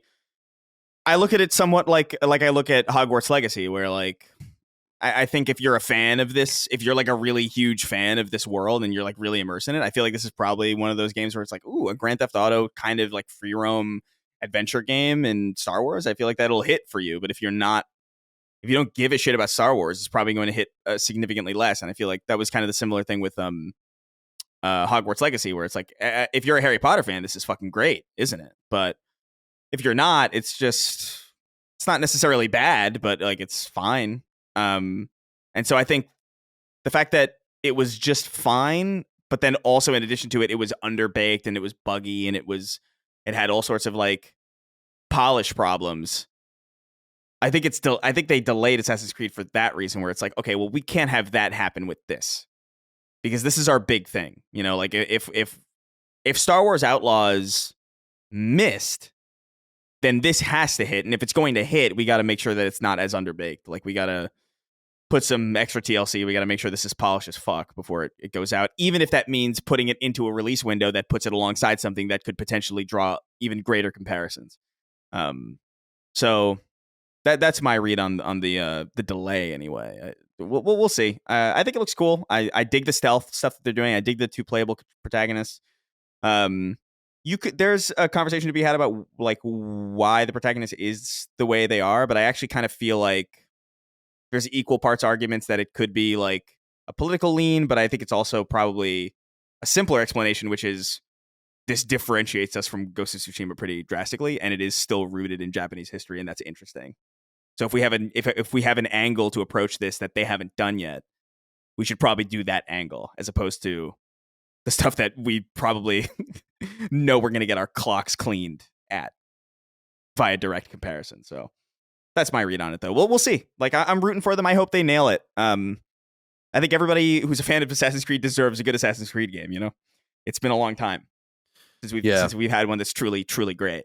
I agree, and I'm not rooting for or against it. I'm an interested observer. I want to see it doesn't matter what I think. I'm not a fan. It's not for me. So it really is going to matter how a group of millions of people out there that are the target audience deal with it. And we'll find out in Q1. We shall see. All right, Chris, let's go on to Robert Brown, who wrote in and said, "Hello, Sacred Men. Takashi Iizuka recently stated that Sonic Team intends to keep its focus on last gen. With current generation prices not dropping, is there any reason why the last gen won't continue to be the low end in perpetuity?" This is interesting stuff. Of course, Takashi Iizuka is the longtime designer of Sonic, going all the way back to the early 90s. And then he became the director of Sonic with like Sonic Adventure and a few other things. And then he became and Sonic Rivals, I think, and stuff like that. And then he ultimately became like the producer and just been kind of the head of this stuff for a long time. So he would know. And it's interesting. I was looking at his Moby Games list, and it is true. Like the games that they've released. So 2022 Sonic Frontiers was multi-platform or multi-generation, I should say. Sonic Superstars came out last year, and that was on PS4 as well. And we don't really know their future plans beyond that. They did release like a mobile game, I think, more recently. And there is that Shadows game. I don't know if he's if he's working on that or whatever, but I don't blame them. I kind of don't hate the idea of the old console hanging around as long as people know where things belong. The problem is that Sony has a conundrum where they kind of have to continue to support PS4. As we've noted before, it's getting a little further away. It's a little less impressive now. I think we're 3/4 away from when they've said like there are more PS5 users than PS4 users. It took them 3 years. And that there are still even a few million people on PS3. So that, and obviously PS3 was abandoned a long time ago, and that was a good idea, but you just have so many more people on PS4, like half your user base, and you don't want to abandon them. I don't like the idea of it staying around from its influence on other products that are going to be dragged down in order to get to the lowest common denominator, but it might just be what's necessary. Let's think about it this way. If we really believe what we say, Chris, and you and I both agree with this, I think Dustin's a little less into this, but you and I both think that like the visual acuity of games has kind of gotten to a pretty impressive place, and it doesn't really matter that much anymore. Now it's about how the game runs, how the game's designed, and what it does. If we really believe that, then we may like the trade-off of having the PS4 available to reach a greater group of people, make it easier to make your money back, and make it safer to make games that we're looking for. And the trade-off to that is like it won't be only on PS5 sometimes. And I think I'm okay with that. Like I just don't want The Last of Us 3 to be on PS4, but it's okay if fucking Sonic's on PS4. Who cares? You know? Like, so that's kind of where I stand. Yeah, I don't mind broader support. I think for just big things that we're looking for major leaps for, though. That's where I want to see those. That's where I want to see the commitment to current gen, I guess. Like, but if we're talking about like Fortnite or Destiny or well, even Destiny, like if Destiny 3 is still on PS, like if presumably like that's probably not even happening, but like in a hypothetical world where Destiny 3 did exist and it was still on PS4, I would be immediately like off. I'd be like, no, I'm not looking for that. But Sonic, I mean, the audience knows how we feel about Sonic. Like the longtime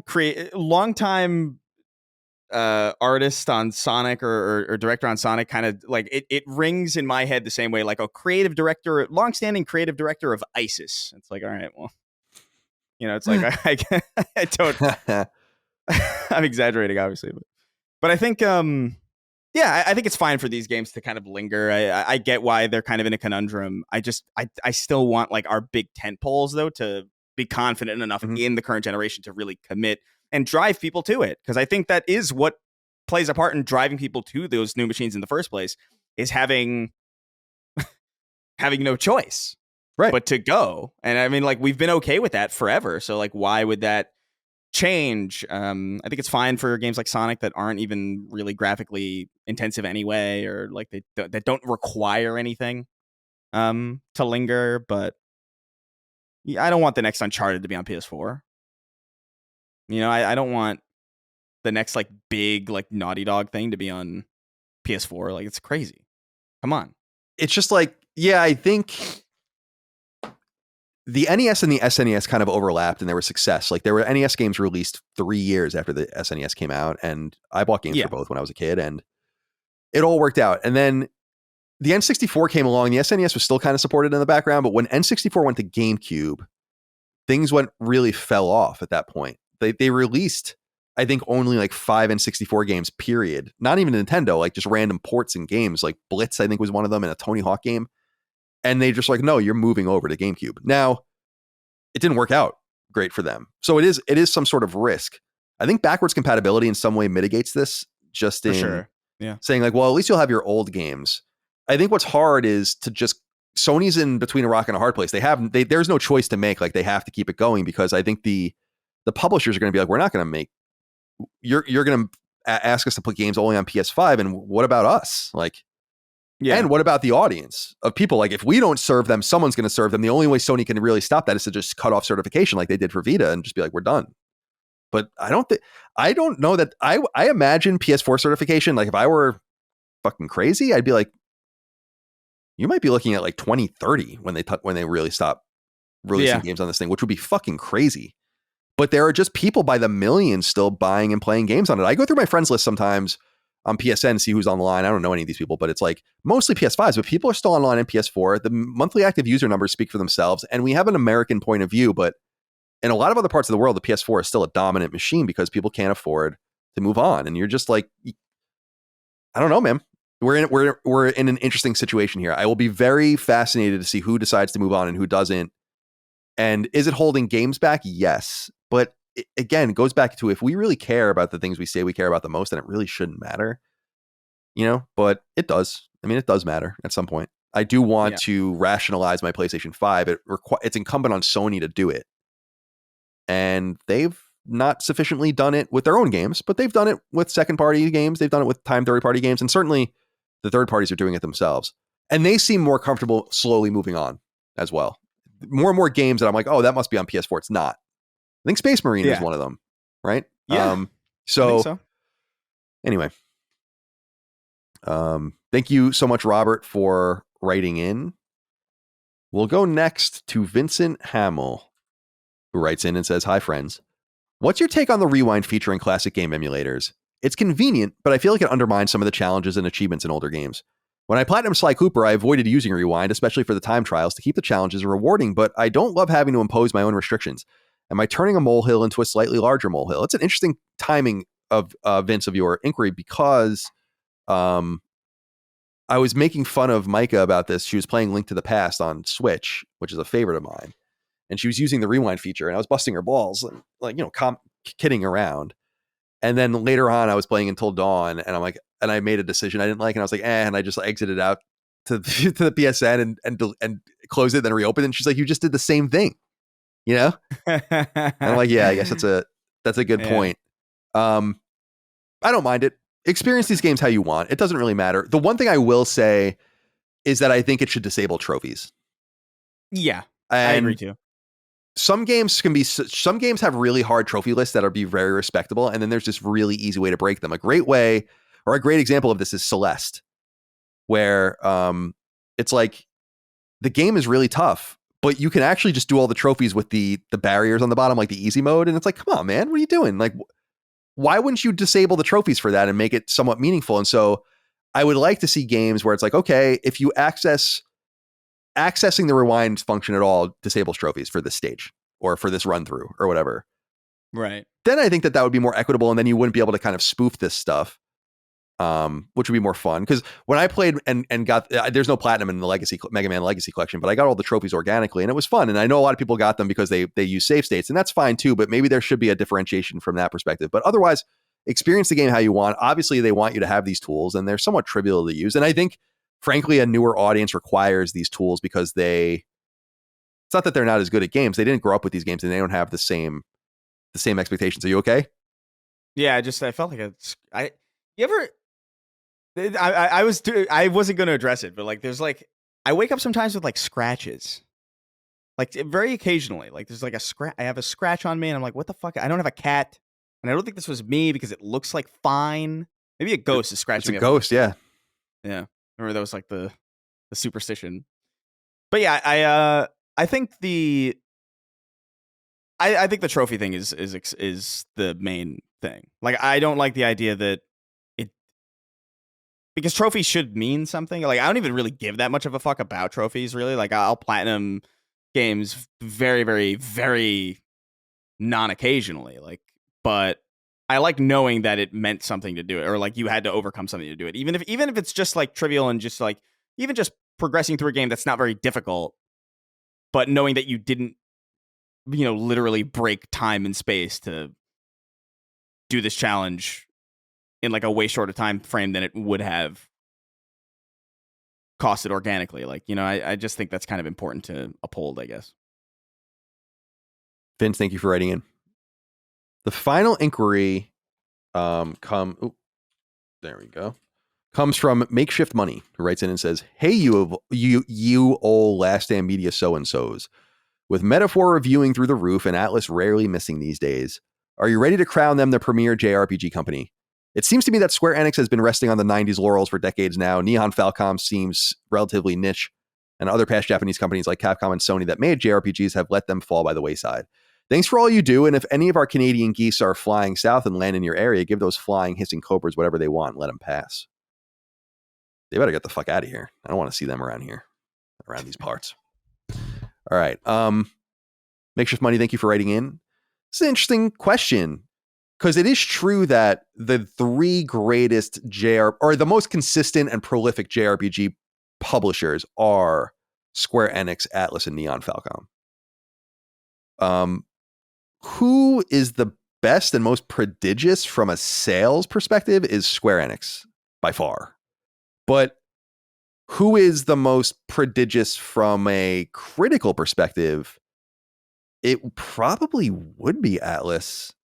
Now, you have to differentiate between internally developed Atlas games, which are becoming a little more rare. Like Atlas does Shin Megami Tensei internally. And then you have to think about like kind of internal studio structure stuff. So like P Studio, the Persona guys. I think Studio Zero is the nomenclature that Metaphor was made under. These are all Atlas games, but then they have external games that they publish like Unicorn Overlord with Vanillaware. But here are the last 10 releases from Atlas. 1, 2, 3, 4, 5, 6, 7, 8, 9, 10, 11, 12, 13, 14. Yeah, all right, let's do 15. Okay, this goes all the way back to 2018.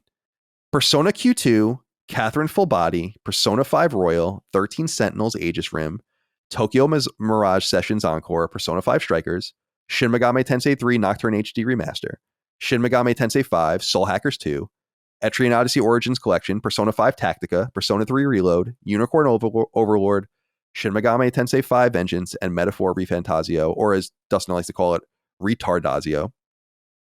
And then with the last games, let's say 10 games or so, because they're not as prolific a publisher, that Nihon Falcom released in descending order, let's say. So starting with the newer games here, it's like The Legend of Heroes, new game, Kai no Kiseki, East 10 Nordics, The Legend of Heroes Trails Through Daybreak, The Legend of Heroes Trails Through Daybreak 2, The Legend of Heroes Trails into Reverie, East 9, Legend of Heroes Trails of Cold Steel 4, 3, East 8, Tokyo Xanadu. So I don't think Nihon Falcom would be in the conversation, just because I don't think they release enough. That's going all the way back to 2014 at that point. And it's really just stuff in the Trail series, which is fine. So I really do think it would be between Atlas and Square Enix. And from a release standpoint, I don't know how much you can argue with this either, especially if you're counting games that are going to come out in a couple months from Square Enix, which I think are relevant, because technically Metaphor is not out either. At the time of recording this, it'll be out tonight. Fantasian Neo Dimension and Dragon Quest III HD 2D Remake are coming later this year. Romancing Saga 2 is imminent as well. And then the games that were more recently released are Visions of Mana, Saga Emerald Beyond, Final Fantasy VII Rebirth, Foam Stars, Final Fantasy VII Ever Crisis, Dragon Quest Monsters, The Dark Prince, Star Ocean, The Second Story, the Infinity Strash Dragon Quest game, and going all the way back to Final Fantasy 16. So I think, and Octopath Traveler 2. So I think you can make a case for either. I think Square Enix releases more games, and I'm sure that per capita they sell more games too, but I think it's perfectly reasonable to say that a publisher that is publishing P Studio, internal stuff like P Studio and Studio Zero stuff, and then external stuff like Vanillaware is probably doing pretty well. Yeah. And so I'm perfectly comfortable with that assessment. I don't think you would probably have any insight or into this, but if you have any, no, if you want to talk about it, please. I have no clue. Yeah. But I think enough. even just like as a cursory glance, like I could tell like Atlas is like a big player. You know what I mean? Because there's I mean, Square Enix and Atlas are really the only JRPG like factories, if you will, that like I'm even remotely aware of. You know, like I think obviously Final Fantasy 16, 7 Rebirth. Really excited to get back into Rebirth once the Pro hits, but it looks like it's really gonna really fix it for people. Yeah, which is great. Yeah, I'm looking forward to it. It'll be like it's gonna be like that like unsmearing the screen with Vaseline, because that's kind of what it feels like when you're playing on performance, which I play everything on performance mode. Like I just by default, like I can't. And by the way, I didn't say it about Silent Hill 2 remake, but it looks really good on performance mode as well. It's a good looking game.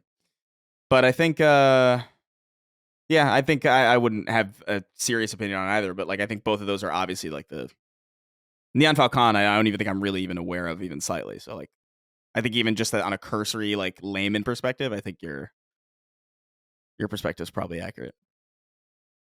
Well, that's all we have for inquiries this week. It's going to be a shorter episode, but Dustin isn't here to yammer on. I feel like we yammered on quite a bit at the beginning, to be honest. We did. It was fun. Yeah. It's a slow week. It would have even been shorter if we didn't do that. But yeah, that's all we have for this week. Things will pick up. I mean, we have a lot of games to talk about. Games are coming out, so Sacred Symbols Plus is going to be rife with content on patreon.com/lastdaymedia. And remember, you could support us over there, like 13,000 of you do, more than 13,000 of you do. Patreon.com/lastdaymedia for early ad-free access, the ability to submit your questions, comments, concerns, thoughts, and ideas, Sacred Symbols Plus, RSS feeds, Discord access, and so on and so forth. We appreciate you very much. Chris, what are you up to for the rest of your day? Be well with the rest of your day and your weekend. I'm curious what's going on with you. Yeah, definitely want to get some more playtime in. Don't know what I want to. I think I got to get back into Silent Hill 2. I put it down for like 15 straight hours of Dragon Ball, and I was like, okay, I gotta. Bouncing between those two tones, by the way, is very wild. Like it's a very jarring tone to jump between Dragon Ball Z and Silent Hill 2. But probably gonna get some more playtime. Got to clean up a little bit. I don't let my apartment get like filthy, but I let my apartment get messy sometimes, and I'm like, it's getting to that point where I'm like, I'm not comfortable. I gotta start cleaning. But I did want to shout out. I know a lot of people are curious because I am the Halo guy. I know there was like a big Halo announcement. I joined the Dukes on their recent Defining Dukes episode. We spent like an hour talking about all that stuff. So if you're curious about my perspective, go over there. Shout out to those guys and their show.